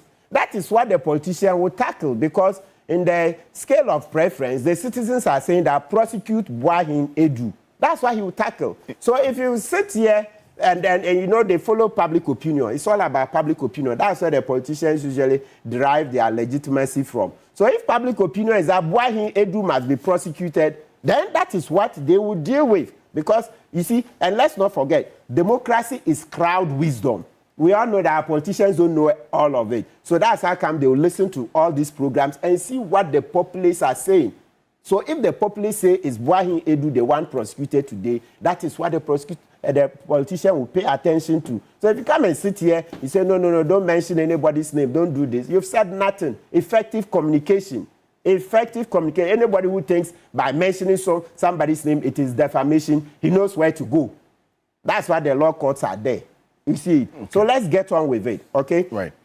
Yeah. So the... Sorry, please. I hope I have a minute to yes, run up. Yes, so the matter of the 333,000 metric tons that the previous government locked in at $2,600 per metric ton. Yes. It's a huge problem. So you see, like last week we had Randy Abe here. He came and explained that it's been an albatross on their neck. They will buy cocoa at over about 5,000, 6,000 per metric ton. Can you imagine? Who does that? It's as if we are washing our faces from the this bottom. Eh? Yeah, who you knew?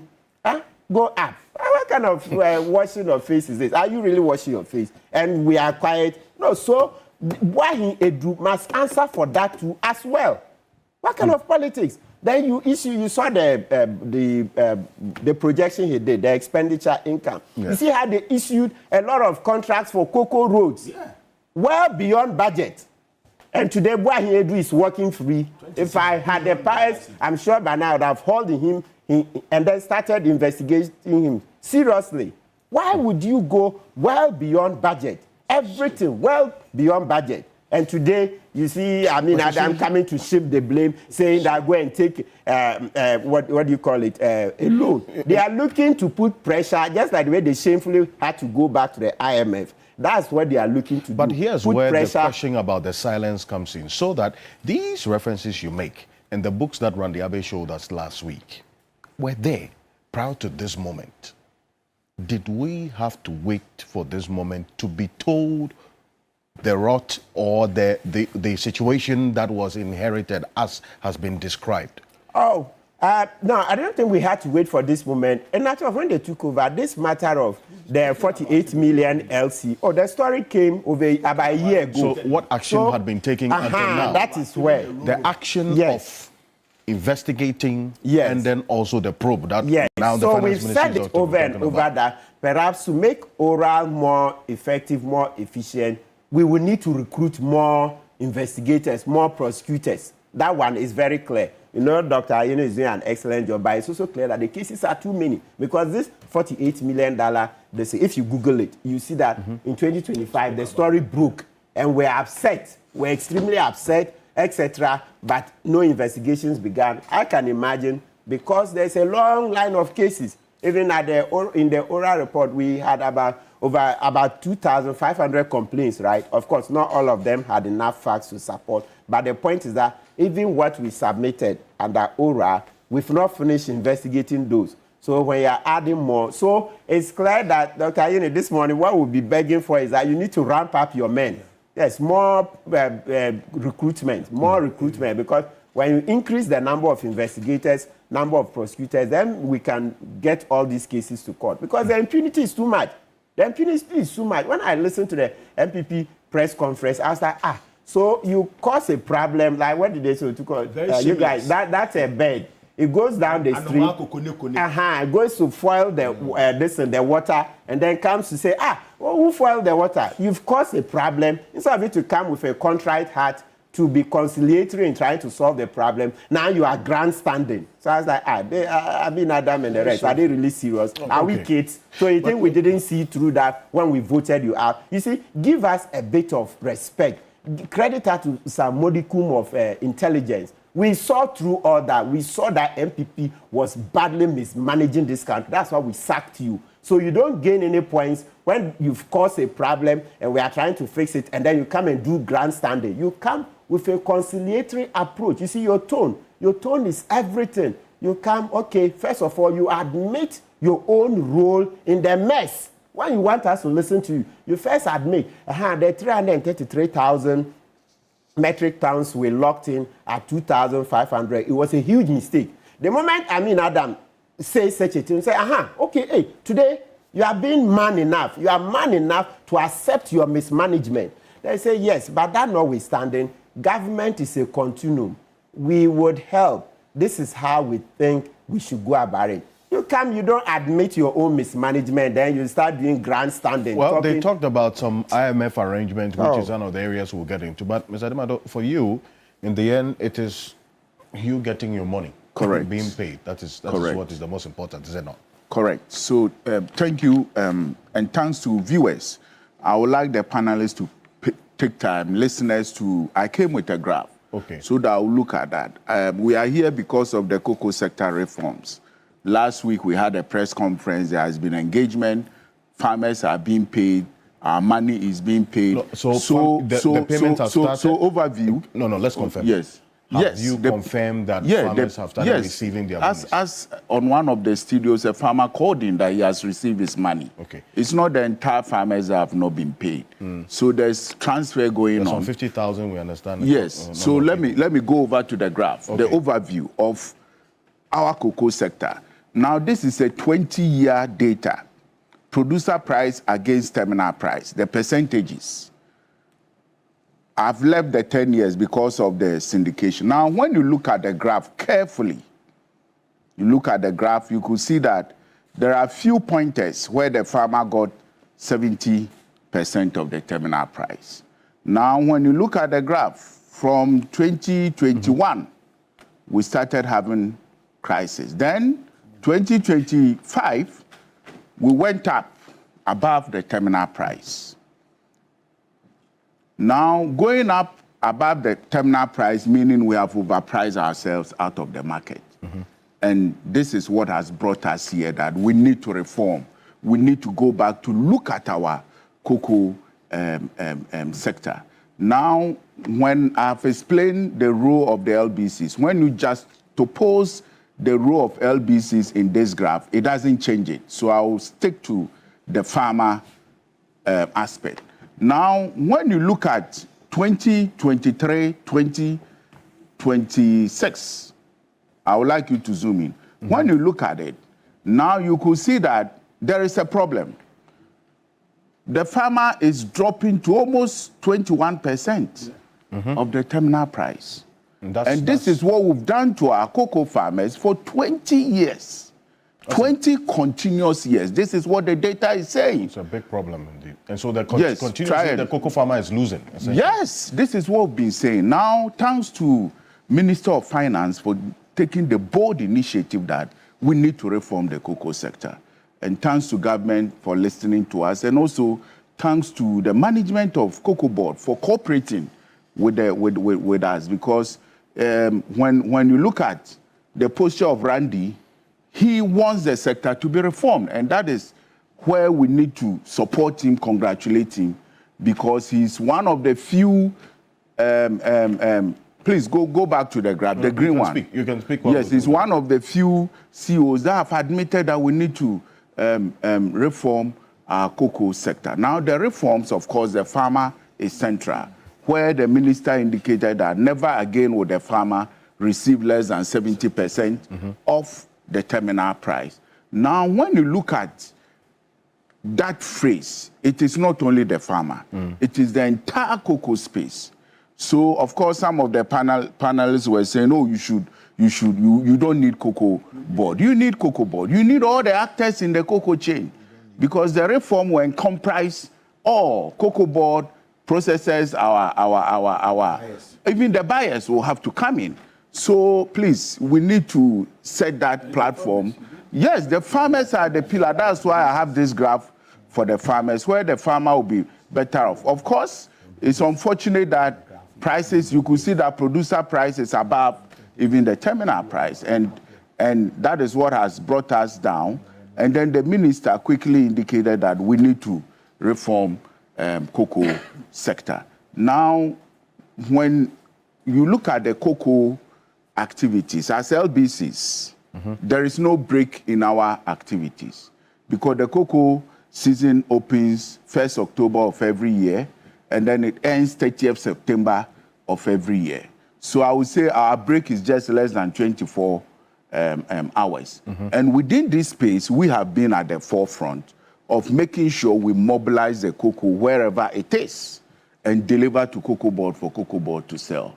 And as I keep on saying, we've been doing this continuously without any cry or whatever it is. And we go to the banks, we borrow, we pre-finance, we patiently wait for Cocoa Board to give us the money. Now our margins are fixed. Our margins are fixed. The transportation is also fixed. So for you to survive, it's efficiency. So if we are being efficient to survive, and inefficiency comes from the other end, then you know that you will collapse. And this is what has resulted in the collapse of more of the local LBCs. Because as we try to be efficient, we get the inefficiency from the other side. And we believe that the cocoa sector reform will address all these aspects. Now, it has been indicated that, yes, we'll process 50% of our beans, and then 50 will be exported. If the cocoa trade is also a dynamic environment where it will enable you to have different positions on the market. I'm not to look at that. Now I'm looking at what has brought us here, where we need to patiently, because it's a short term. Most of the cocoa has been mobilized, as I indicated, that those we owe are going to receive the old price. So those who are yet to harvest their cocoa, those who have their cocoa on the dry mat, are going to receive the new price. And we are going to explain to them. Because it's a short term. It's a short term. We are in February. The next cocoa season will start in October. So it means all the reforms must be ready that come October, we start the cocoa season. And that is where we want to continue to encourage government and Cocoa Board and all the actors, Minister of Finance, to make sure that they put a speed to this reform agenda so that come October, we'll have a very comprehensive framework, a comprehensive rolled out detailed plan to safeguard our cocoa industry. See, and here's what the cocoa farmers are concerned about the current situation when it comes to the price per bag. We've seen what will be a 28.6% review downwards, a reduction for that matter, from 3,625 cedis to 2,587 cedis. We always look at what's happening in Cote d'Ivoire because, as you, the LBCs, know, it influences. Correct. In a very, very critical way, what happens in this country. In Cote d'Ivoire, the same situation, because this price of cocoa on the world market is having a direct impact on all producers, right? So this is it. This is what Cote d'Ivoire have done. We've also seen a 23 percentage point down reduction from 179,200 CFA to 145,690. If you convert it into cedis, there's a difference of just a little over 300 Ghana cedis, right? With what we have seen now.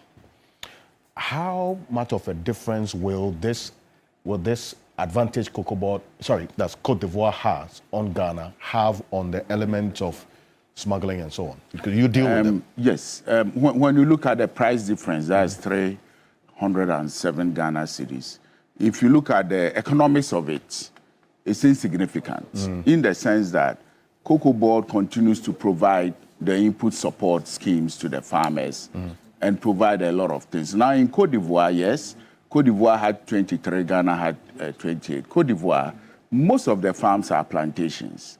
So the kind of work that Cocoa Board does for smallholder farmers is not what Cote d'Ivoire does.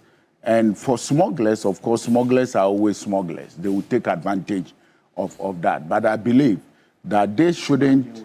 Yes, this would. Yes, it would definitely discourage them. So when you look at Alfred, yes, you've blocked me. Sorry. When you look at the difference, that's what I'm saying. It's insignificant. because Cocoa Board is continuing to provide the support that the farmers need badly. And therefore, our appeal to the farmers is that this is a short, in fact, it's a very short term, because most of the cocoa has been mobilized by the LBCs. As Randy Abbey indicated, we are yet to be paid, and therefore we'll go back and pay the money, the cocoa we took before the announcement of the price. So if a farmer is delivering his cocoa after the announcement of the price, then he receives it. So we'll go back and make sure that we pay our farmers. Now, again, let me make the appeal that we have a short window. We are in February. Come October, we should have the new cocoa bill operationally in hand for us to start with, where the farmer will be protected, where the farmer will not get less than 70% of the terminal price, as the minister indicated. And then also where the LBCs will be relieved of the challenges we have been carrying all these years without making any noise. Have any of your members pre-financed the purchases of cocoa? No, I've been saying that we've been pre-financing for the past seven years, and okay, not this platform. So allow me. So viewers of this platform, the LBCs have been pre-financing the cocoa industry for the past 7 years, and it's unprecedented that in 2023-24, where we pre-financed the industry from loans from the bank, and it took more than 9 months for us to be paid. And when we wrote to Cocoa Board that, look, we are overstretched, we need some compensation, we wrote, we were never compensated. So I want the viewers to know that as Lansing's Cocoa Buyers Association, as I explain our work, we go to wherever a cocoa bean exists. Wherever a cocoa bean exists in the cocoa farming areas, whether there's road or no road, we make sure we buy the cocoa from the farmer, we bring it to our warehouses, we make sure the cocoa quality is maintained, we bag it, we move it to the nearest depot at the districts where you can load it onto a truck, we maintain the quality, we invite quality control company to come and do the grading and sealing. That doesn't end. It's also our responsibility that we guide this cocoa, transport it from wherever it is bought to either Kumasi, Tema, or Takoradi. I see. One of the reforms that and I'm moving it into the reforms because we'll need to get into the next phase of it. The reform is that going forward, if these reforms kick in, the farmer will not get anything less than 70% of the terminal price. Correct. What's the difference between the terminal price and the FOB price? Quickly. Yes, we are yet to look at the test of the reform or the test of minister. So you could see that some of the publications look at FOB price, terminal price, and then we say terminal price. Now the FOB price is where you bring the cocoa to the port of Tema or the port of Takoradi in simple man's language. Okay. So this is the cocoa I've brought. Then you look at the gross FOB where you bring the cocoa and then you add all the transport and other things to it. So that is it. But whatever will bring the 70%, the farmers will be better off. We are yet to see the test. We've requested that government should help us to also make sure we don't miss the boat with this reform. So we requested that we want to look at it, make an input. The minister has also assured us that when he tables it at Parliament, we'll get the opportunity to make the needed input so that we don't miss the boat. Now, let me also use this opportunity to indicate that the reform is very comprehensive, as the minister indicated, because the farmer will be better off. And then, as I indicated, it's a short term. It's a short term. Now we are even going to the light crop season, and therefore, after the light crop season, we go to the main crop season. Now, it is our responsibility to explain to our farmers. You can see from the graph that we have not treated our farmers very well. Now, it's our responsibility as LBCs. We have over 50,000 purchasing clerks that are in the various communities and hamlets of where these farmers are. We are together with them in this challenge. We need to explain to them that, look, together, let's make sure that we watch what is coming to us in October so that we don't miss the boat. There's no need to go to the street and demonstrate, and the time to watch will escape you. Now, this is the time to stay awake and make sure that whatever is going into the bill, we watch and make sure we analyze that. We redeem the word. We redeem our cocoa industry, as has been alluded by the panelists here, that a lot of cocoa farmers our grandparents were better off than current crop of cocoa farmers. So it is our appeal, and on behalf of our members, yes, we must say kudos to the Minister of Finance for taking that bold initiative to announce the reform. Okay. And all his team that are involved. So, hold on a bit for me on this, and still stay on the reforms. Zabento, I know there's some issues you want to quickly respond to, but the one other reform going forward after that quick response is this part. Gentlemen, please. The approach of adding value to our beans, and now PBC comes into focus now. One of the reforms that the minister talked about is the revival or recapitalization of PBC and the Cocoa Process Company. PBC, where it finds itself now, is troubling, to say the least. In fact, the 2024, the High Court rulings allowing banks to seize the assets of PBC, including the head office. The head office has a court order has been granted for the head office of PBC to be seized over some 494 million Ghana cedis debt. Quite apart from that, we've seen this is the ADB. So as we speak, technically they don't have a head office if that court action is executed. What do we have to see? What do we have to see going forward? Quickly. We did some work maybe 10 or so years ago. See, when we talk, people say, hey, we are talking ideology. Hey, capitalists.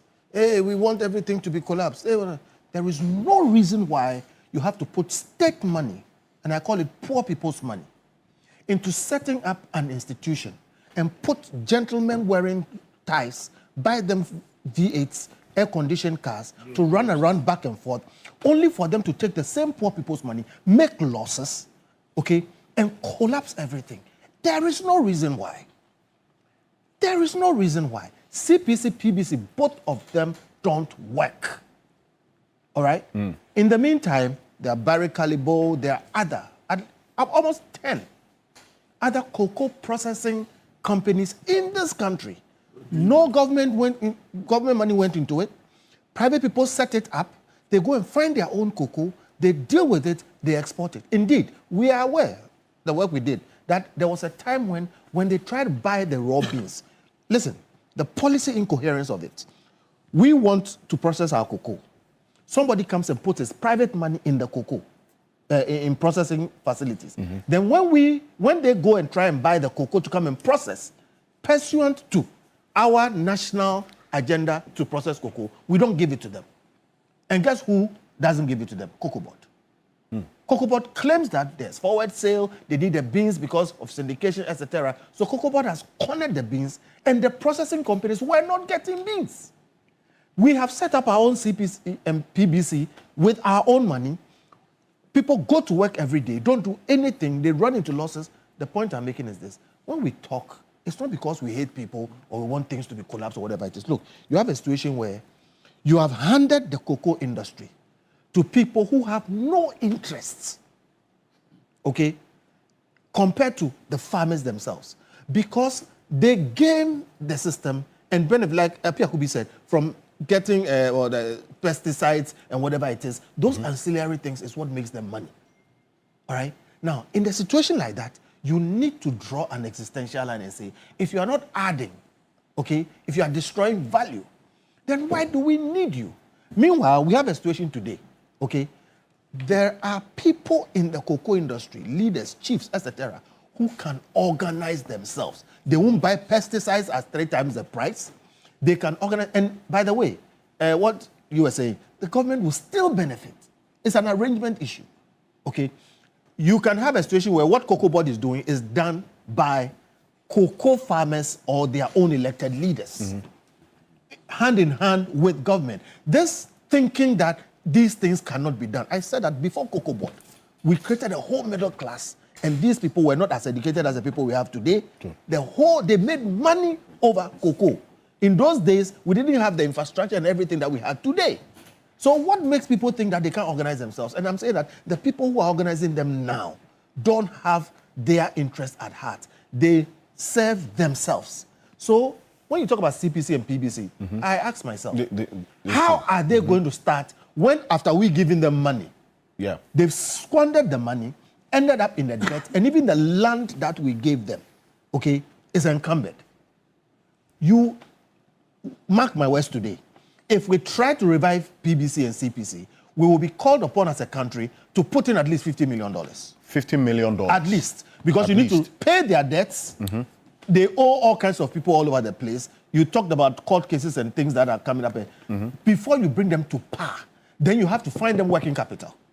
All right? Meanwhile, there are other people there ready tomorrow. So look, we are not saying close things down per se. We are saying these things are dead anyway. All right? And look, first principles, okay? The richest man on the earth today, okay, the most productive man, he has been ruled the most productive man, Elon Musk, said that one of the things he does is make the assumption that he does not have to follow what has been done before him. Because of that, today, he's making the best rockets in the world. People have been making them for 100 years. He's beating Boeing. And these are American situations, but the principle is there. People who have done things for over 100 years, he comes and says that he is not bound to follow what you are doing because it is possible that there's a better way. And so he goes down to first principles and develops everything from scratch. Why are we trying to follow a 70-year-old paradigm which has failed drastically, like it has failed catastrophically, all right? It has lost everything, and we are just messing around. So my stress is that people still come back and say, no, let's go back and do PBC. Let's go back and do CPC. That thing has failed. So you see that you talk about the 10 private processing companies. Yes. Now the policy is that 50%, at least 50% of all cocoa beans is going to be processed locally, effective this cocoa process. The only way that will succeed, I'm telling you, is to forget about CPC, forget about PBC. The only way that will succeed is to make the policy and say, Cocoa Board may not, cannot, should not buy all the beans and export it. In fact, there was a time in this country we banned by law the export of round logs, timber. And I remember very well, I used to sell computers then to some people who were doing that. The people said, no, it will collapse the whole industry. No, it is not possible, it cannot be done. No, we did it. And guess what? Things improved. We banned the export of round logs in this country. Ban the export of raw beans beyond 50% of every year's production. All right? What it means is that the beans will be there and then they'll be forced, there will be enough beans for the private people to process. I'm thinking in terms of Cocoa Board buying them. Right. Cocoa Board will now not be able to buy and say that we have done forward sales, we have taken syndication money, and so we cannot give you beans to deal with. So please, policy is important. Policy is strategy. And so far, all the paradigms we've used have led to a catastrophic failure of all the state institutions involved in cocoa, okay, purchase and processing. Cocoa Board, CPC, PBC, and there are other areas. These LBCs, the buying companies, etc. Check. The ones who are doing well have no government funding, etc. Okay? They are essentially private entities. If you leave the private sector alone, they will do far better than we are doing. And then government can still benefit by just connecting with them. The things that Joe is talking about, clearly, if you are going to do international business, you need government. And with the right policy, etc., we can still link with these people. They are doing similar things with the oil marketing companies, for instance. So we won't lose the forest. It's just about thinking about strategy and doing what to do. But we cannot do the same things and expect a different result. I think that's basic and it's important. A fundamental point that you had, the reforms going forward. This is one of them. It is important for us to do a comparative analysis of the performance of CPC and Barry-Callebaut, Cargill, and the rest. These are the private processing companies. In fact, I was part of the team. Yes, I brought Barry-Callebaut. We had to go to Abidjan to talk to Barry-Callebaut to relocate to Ghana. And indeed, we gave them concessions. And at some point, I even faced investigations because we gave land to Barry Callebaut for free. And the reason was that we needed Barry Callebaut's presence to negotiate the support from World Bank for the free zones. I see.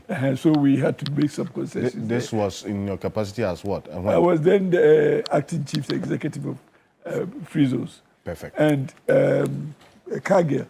And there was this young man who came to Ghana, having graduated from Harvard, Edmond Poku. And I helped him put together a business plan. And he is operating now pretty profitably. And this CPC was a company that I came to meet. It was already in production, but going down all the time. So if you, lack of beans, in fact, Barry Callebaut, they always had to come to free zone for us to support them in seeking beans to process. So it was always difficult for them to get the beans. Meanwhile, those who were given beans were also going down. You see, that is the irony.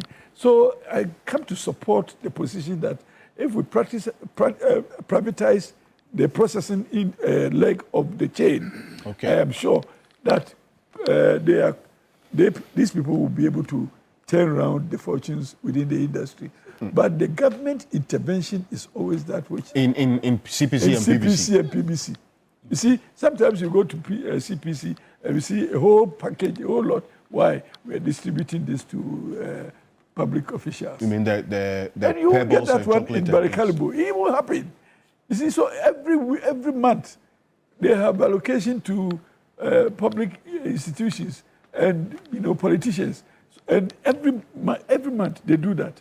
So PBC will do it, CPC will do it, but Barry Callebaut will not do it. So sometimes government intervention how about also suppress their profits. So you deal with the government intervention, the matter of the mismanagement, instead of the proposal of just doing away with it, and rather focusing on getting the private sector to come in. Yes, that's what I'm saying. And again, ensuring that they have adequate supply of the beans so that they can also meet their orders outside. Okay. And indeed, when they export, they also bring in the revenue, and it comes to the forest. So one way of also improving the forest situation is to empower the local companies to come into processing and export and get the forex to support, our budgets. So the public sector institutions in processing are not doing well, for what I know. But the private sector companies are doing well.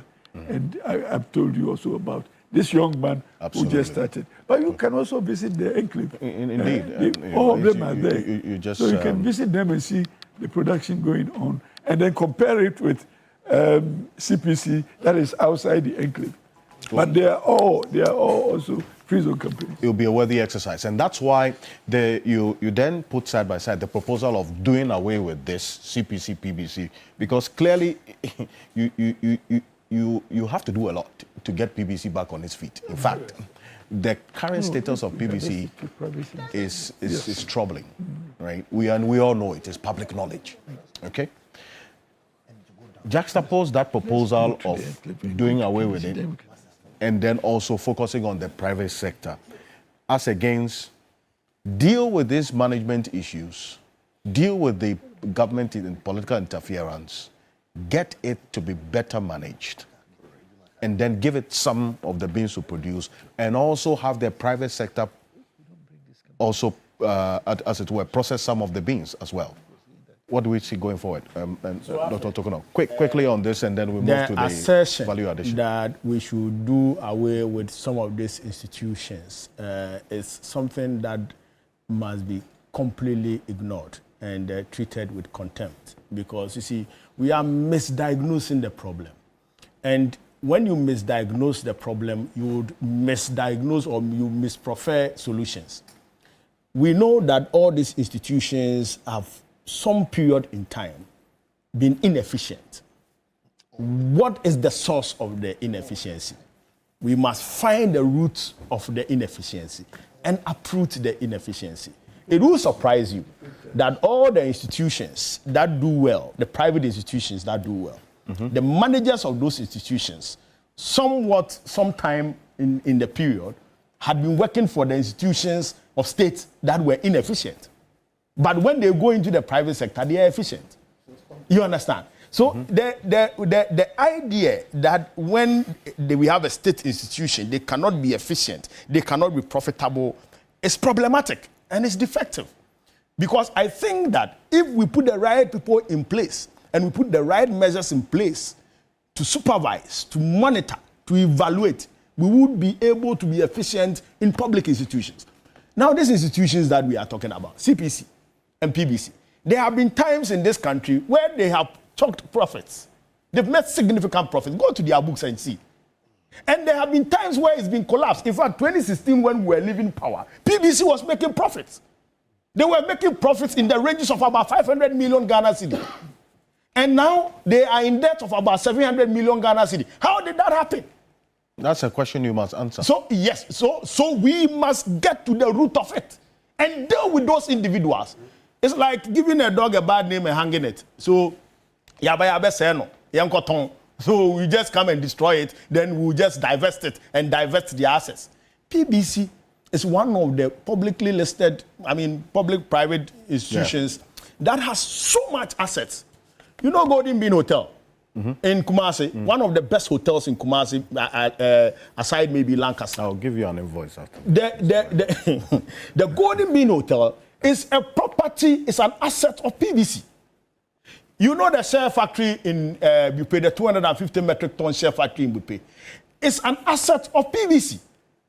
And they have several assets. In fact, the LBCs, if they would be truthful, they will tell you that they are even more efficient on the field because of the assets of PBC. Let me come in there. Briefly, yes. He is a member of us. I see. And as Kofi is presenting it as if he knows what is in or but is I just erroneous. make your point. Yeah, yes, please. so what it is that PBC can be revived.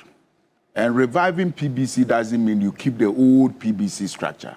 So we will not ascribe and support the assertion that do away with PBC. Okay. Because PBC plays a very significant role in our cocoa industry. And now allow me to present it because, wait, if we say government... Because it's part of my time, that's why. Yeah, okay. So, I just wanted but to please give me the time to explain you all have these it issues. as your final point. Please, So Alfred, these institutions are very key.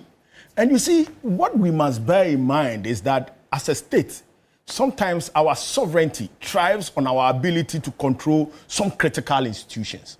There is a reason why Cocoa Board cannot be disbanded.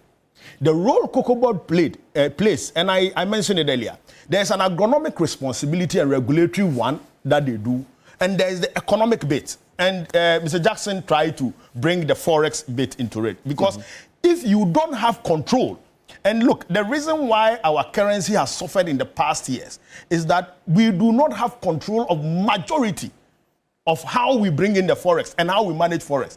Most of these private businesses that are international, multinationals, and are here, when they even make the profits, they repatriate the profits. True. When they decide that they move the profit, what happens to your currency? And so for anybody who understands true economics of state, will not suggest that you should collapse Cocoa Board. You can't. Because, look, one, they must support the farmer, regulate the farmer, make sure that the farmers are using the right planting materials, they are using the right plant growth materials, they are doing what is right to be productive. Then beyond that, they must make sure that there are mechanisms in place to handle post-harvest management. So the farmer will harvest, dry their crops and all that.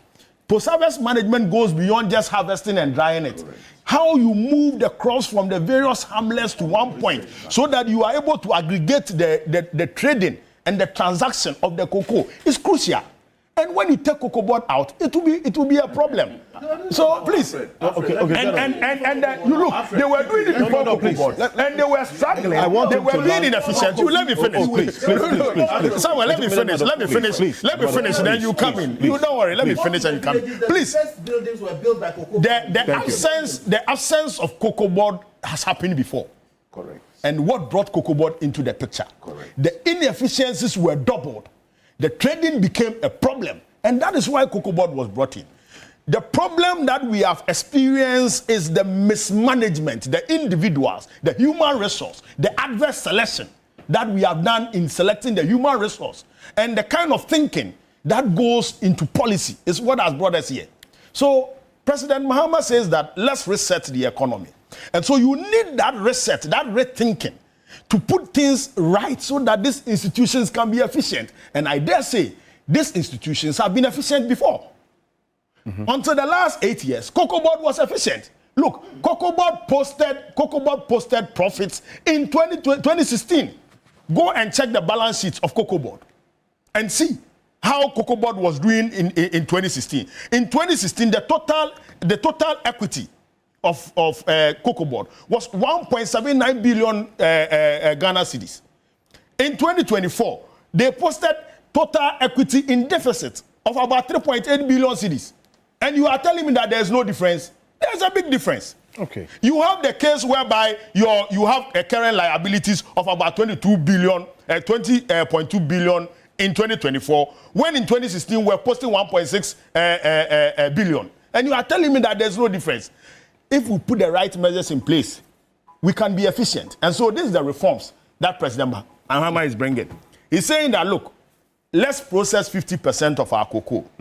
Because the processing companies, as Honorable was trying to put it, the reason why they are inefficient and the reason why even the cocoa, the chocolate, is expensive on the Ghanaian market, even though we produce the premium cocoa here, is that they do not get the beans to process. So mostly what has been done is that the main crop is sold to the foreign market and the light crop is given to these companies to process. Even that one is not enough. And even the one that that is not enough, that must go to them. Still, Cocoa Board is supposed to trade some of them because they have locked ourselves in forward contracts. And so that has been the challenge. In 2023, kindly round up for me. In 2023, some of the processing companies had to go for permit from Cocoa Board to go and import light crop from Nigeria. In fact, every year, please, Honorable, please. My time is limited. No, you don't need. Okay. When we finish, you can give me. Please. You see, over the past years, in fact, the past 8 years, if you put the processing companies here, they will tell you that the cocoa they process is not from Ghana. They either pick it from Ivory Coast, Nigeria, or Benin. Because it costs less. Because it costs, no, it's not even because it costs less. It's because Cocoa Board is doing those forward sales and it's not available. And they are being less productive. They use the lower quality one, so we sell ours because it's premium. Yes, so no, we do that. The lower we one do that. But even the light crop still, Cocoa Board sells. Even the light crop still, Cocoa Board sells. So it makes it more expensive. Now, the reason why we must put the entire reform into perspective, the reason why it had become necessary to also even adjust the price to be commensurate with the FOB price at this crucial point when we are making the decision to get the local processing factories to boom their production was to make the price affordable enough so that if we are giving 50% to the local processors, they would be able to process that and add value. And Alfred, I mentioned earlier that even though Ghana and Cote d'Ivoire are producing 65% of the world's cocoa, we are earning less than 2% out of the 142 billion US dollars. That is the global value for cocoa. And you know why? Because we do not process. We do not add value. Right. So if we are processing 50% of our cocoa, that will mean that then we'll be tapping into the 142 billion global market and be making more and be able to export processed products onto the market. And there are standards that we can adjust. And so I think that the decision to empower CPC to start processing and to revive PBC is crucial because you see, when the LBCs, for example, when Cocoa Board has issues and is not able to pay the LBCs, and PBC is strong on its feet, PBC would be able to provide that kind of relief. Thank you. For the cocoa farmer, that the private LBCs may not be able to do. And let me make this last point. Most of the LBCs that are on the market right now, most of them, they have direct trading partners abroad. And so they give them the money to go and buy the cocoa. Then they export the cocoa to them. Now, if you do not have a situation where your local buying companies, including PBC, has a control, has some muzzle to mop up the cocoa beans from the farmers, you will not be able to achieve the 50% that you want to produce from what you have produced. And so this is the challenge that we have. So last year, we estimated that we were going to harvest about 750 metric tons of cocoa. We have been able to do 581 metric tons. Yes. So it's left with about 70,000. I mean, all things be equal, 70,000 on the market. That is about 10%. So the decision that we have made is that if the 10% that is on the market must be secured, and we are securing that at the new price, what it means is that everybody who has sold cocoa of the 581,000 would be able to benefit from the old price. Then you should also bear in mind that we have about 98,000 of the rollover that we must supply, which was sold as $2,600. And we must be monitoring the market to make sure that we cut our losses. Because if you supply it now, your losses are huge. But when you manage the supply, you would be able to cut the losses. And so there is a strategic thinking into all these reforms. In fact, there is deep thinking into all these reforms. And this is what forms the basis of the research that we are talking about. Okay, thank you. It's not only that. Currently, there is a Ghana Cocoa Bill that is going to Parliament. And the reforms that we are going to do with the Cocoa Board, in terms of the structure of Cocoa Board, how we have the various cocoa marketing company and Craig and all those institutions under, how we restructure them would be very key. I would have wanted Kofi Bentil and their lots to suggest that, for example, cocoa marketing company should be made an authority. Cocoa Board should be... What no, I'm coming. So you enjoy this conversation. You enjoy this conversation. If you have time for me, you enjoy it. So Cocoa Board, for example, should be given the regulatory authority as an institution that deals with the agronomy and all that. Then the cocoa marketing company is empowered to deal with the issues of marketing and be able to deal with the inefficiencies in forecasting so that they will be able to make the right decisions and make sure that we do not make the losses that we have made in the past when you empower them. Because as it stands now, structurally, Cocoa Board is the umbrella institution. Cocoa marketing company is under Cocoa Board, directly managed by Cocoa Board. All those other institutions, including the quality control, the cocoa research, and they are all institutions on their own. And so let's look at devolving the structural arrangements. Just last week, Randy was explaining why. Please, Kofi, I have not invited you. Please, I have not invited you. I have not invited you. I have not invited. I have not. You have not invited.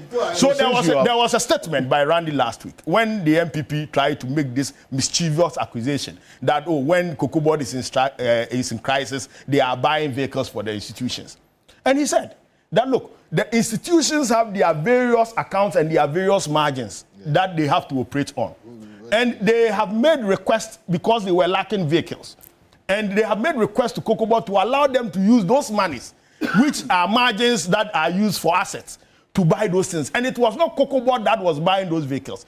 So, but still they need approval. They need approval from Cocoa Board. That proposal, and so those are the issues of an authority, we should diagnose the problem properly and propose proper solution. It's a policy proposal. Exactly. So I'll get a policy response as well. But Mr. Mentor, no, Kofi's policy response is problematic. It's going to be defective. Quickly, it is a well-known thing that when public institutions fail across the world, when they fail, they actually ask for more power and more money. Okay. Why Obama gave This is very different from a bailout. Listen, quickly. We have a situation where these institutions have been built out in the past, and they consistently fail. The things that have, you see, please, what I told you, no. Please. What has worked, we have seen, give PBC and whatever to those who know how to run it, and they will actually bring you dividend instead of giving them. Okay, thank you. They are not Mr. Jackson, on this bit about no, I'll come. You want more power and more money. Now, one of the other reform is this: we're going back onto the bonds market with the cocoa bonds. We have in mind what happened to the previous investors, had to take a haircut. What has to be done differently? Because there are measures now in place to let the books of Cocoa Board look better than it is now by lifting some of the expenditure of it so that other agencies can absorb it, so that we can now be successful in this particular approach of this new model of going on to the domestic capital market to raise some money. What has to be done differently? And two, I'll talk about the automaticity as well, but let's deal with this particular one quickly. Well, first of all, we have to go back to the bond market. There's no choice. We don't have a choice. And the discipline that has been shown to date is encouraging. We should also expect that these cocoa bonds may require slightly higher returns for investors. But that's still okay. To as it were, attract them, and entice them. and then entice them. But that's still okay.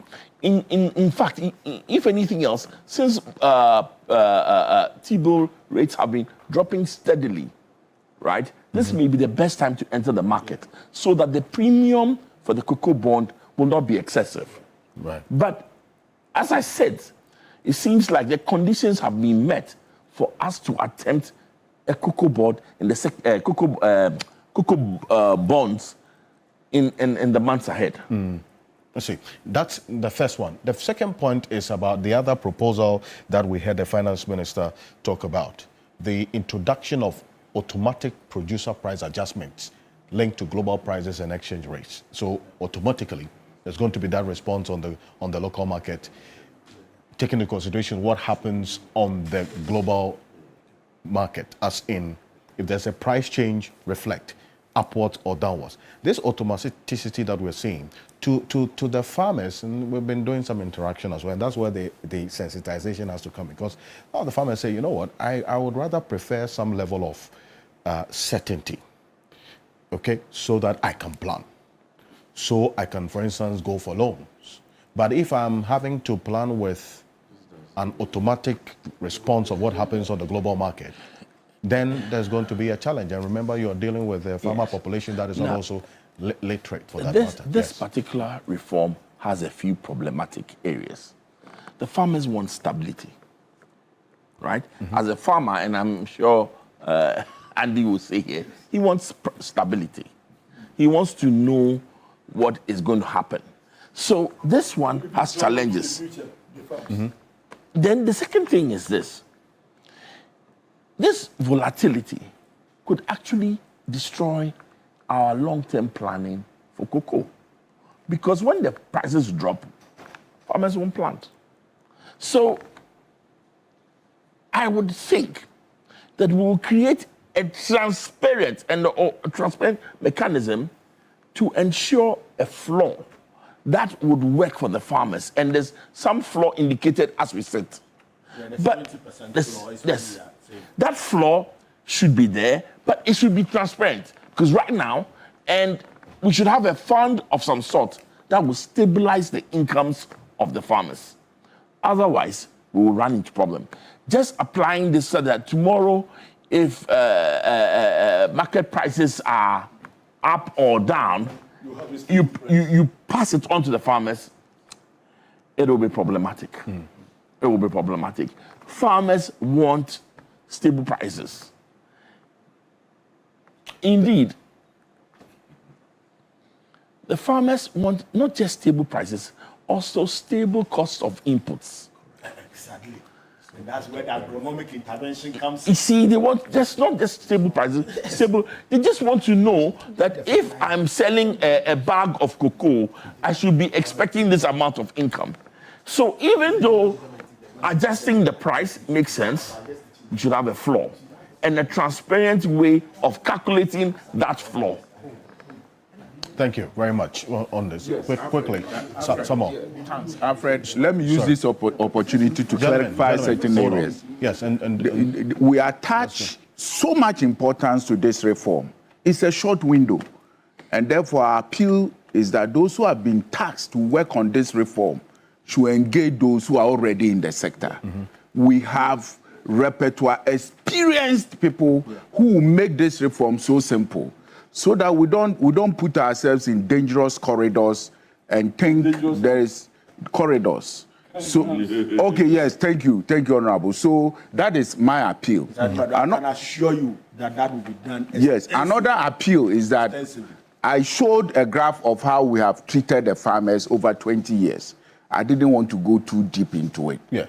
This reform, Alfred, as the minister indicated, the automatic, the word, that's why I say we are looking for the test. But when you tell me as a cocoa man that the automatic price, it means you are referring to the terminal market. And if we go to the terminal market, with the knowledge we have, we'll take care of the farmers. Yes. Right. Where the farmers will not be. And it'll be efficient. Yes. So that is why my appeal is that the cocoa sector reform, thanks for assuring me, should not be left in the hands of anybody. I mean, we need to get it right.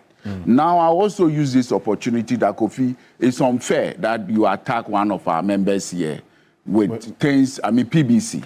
The current PBC management, we engage them, they are members of us.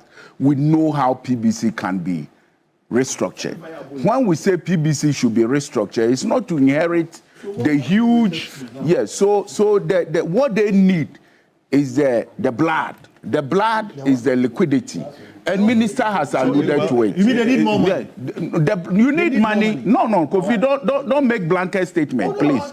Don't make blanket statement. So PBC is one of us, and I'm here. I need to defend PBC. That is why I'm saying this cocoa sector reform shouldn't be left for anybody to come in. It's from now to October, and I believe government knows the danger. So that come 1st October, we have a very comprehensive cocoa sector reform. Our partners in the processing sector will come in. Our multinational partners will make an input because we don't eat cocoa. We don't eat cocoa. Therefore, it is good for the cocoa economy. And the Ghana cocoa economy is not for only Ghanaians. If you talk to the global cocoa actors, they attach so much importance to Ghana that I don't want us to miss the boat, as I said. Now also to our farmers that, yes, we are with you. We are with you. Come next week, we will be in your hamlets to settle the debt that has been incurred that brought us to this table. And then we'll continue to mop up the cocoa that is left in your hamlets and the cocoa that you are drying. So that together we make a very effective, and as the minister said, never again should we go to yes, never again. Thank you, my brother. Thank you very much. I'll much people in a couple of minutes on this. In the end, see, the cocoa farmer wants his money, his or her money. Yeah. That is really the basic issue here. Yeah.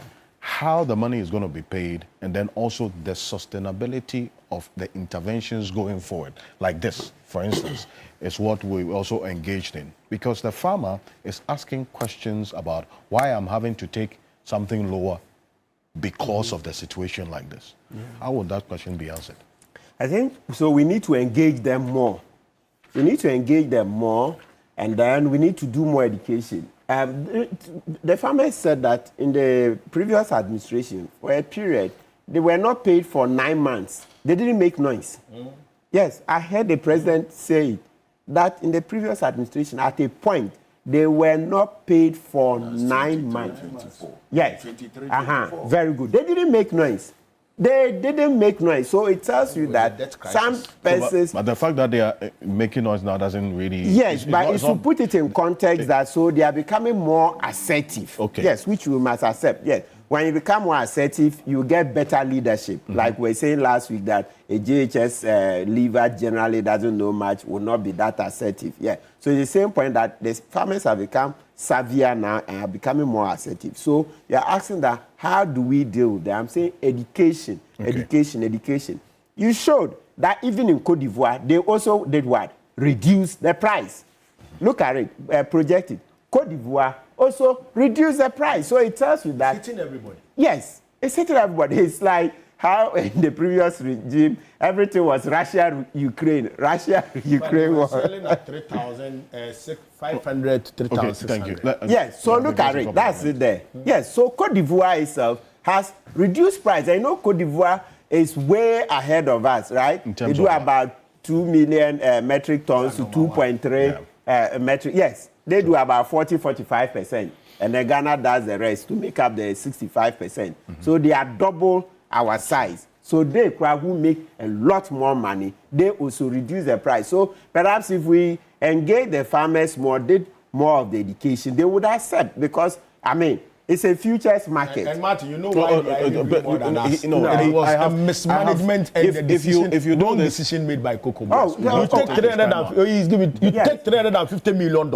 to rehabilitate 40% of our cocoa plantation, cut them down, spend the money on frivolous things, use Cocoa Boss 700 million Ghana cedi in addition, and still you are not able to rehabilitate the 40% of our cocoa. They chop the money. They chop the money. Less than 5%. Explain that.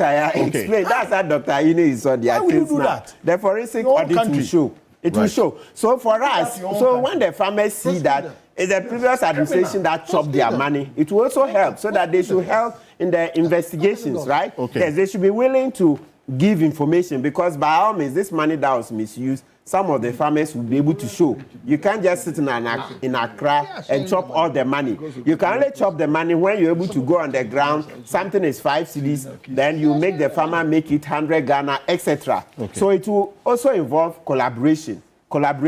So when we put all these together, I'm sure the farmers are human. They understand that, listen, it's there's a world market forces that have brought prices down, and so we would need to do something. Because you see, you mentioned that at a point midstream, the finance minister had to increase the prices in order to make it competitive, right? So that tells you, so that point that, oh, when prices were high, they didn't see anything, then it means at that point it's cancelled out. When prices were high, government increased, right, to 51,000 per ton, right? And then eventually also increased what? 58,000 per ton. So that tells you that when the prices were good, we did something. So now, if prices have come down, it's normal. It's a futures market, right? Thank you. There's more of this you can find as we go on. We're putting out some data that you can follow. It's publicly verifiable. There's some information just coming through right now. There's the Accra convening that is taking place in Addis Ababa on the sidelines of the AU summit ongoing now. And just a few minutes ago, the President, John Dramani Mahama, addressed that Accra convening. I understand that they are following the conversation this morning here on Key Point.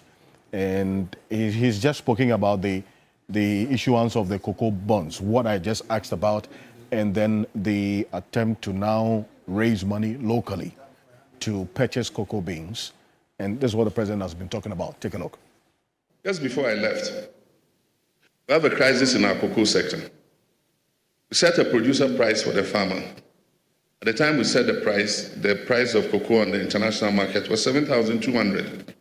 We have a policy in Ghana where we give the farmer 70% of the world market price. The other 30% is used for administration, to supply fertilizers to the farmers, to provide scholarships for their children and all that kind of thing. The CD's value was 11.5 CDs to $1. After we set the producer price, the world market price has declined to 4,200. The CD has appreciated in value to 10.7 to the dollar. And so suddenly it means that for every ton you buy at the producer price, you have a gap. And so we'll be losing. And so we held a crisis meeting and we took decisions. And one of the major problems is that to buy cocoa from our own farmers, we rely on funding from outside. And you know what the collateral for the funding is, our own cocoa beans. And so you have to collateralize the beans to the financier, buy the beans and just ship them, and they pay you the international market price.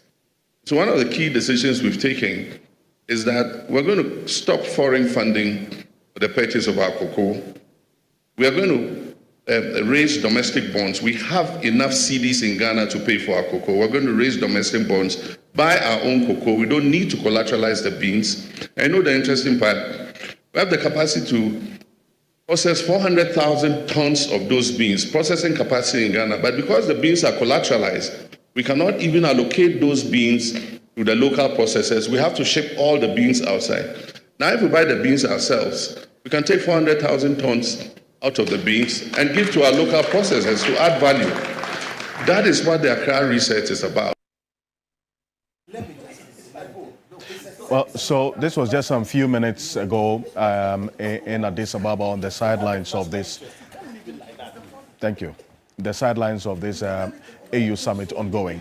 The Accra research convening right now. And lastly and quickly, everybody Apiakubi, quick finally on this, because you are the cocoa farmer amongst us as well. That's a quick.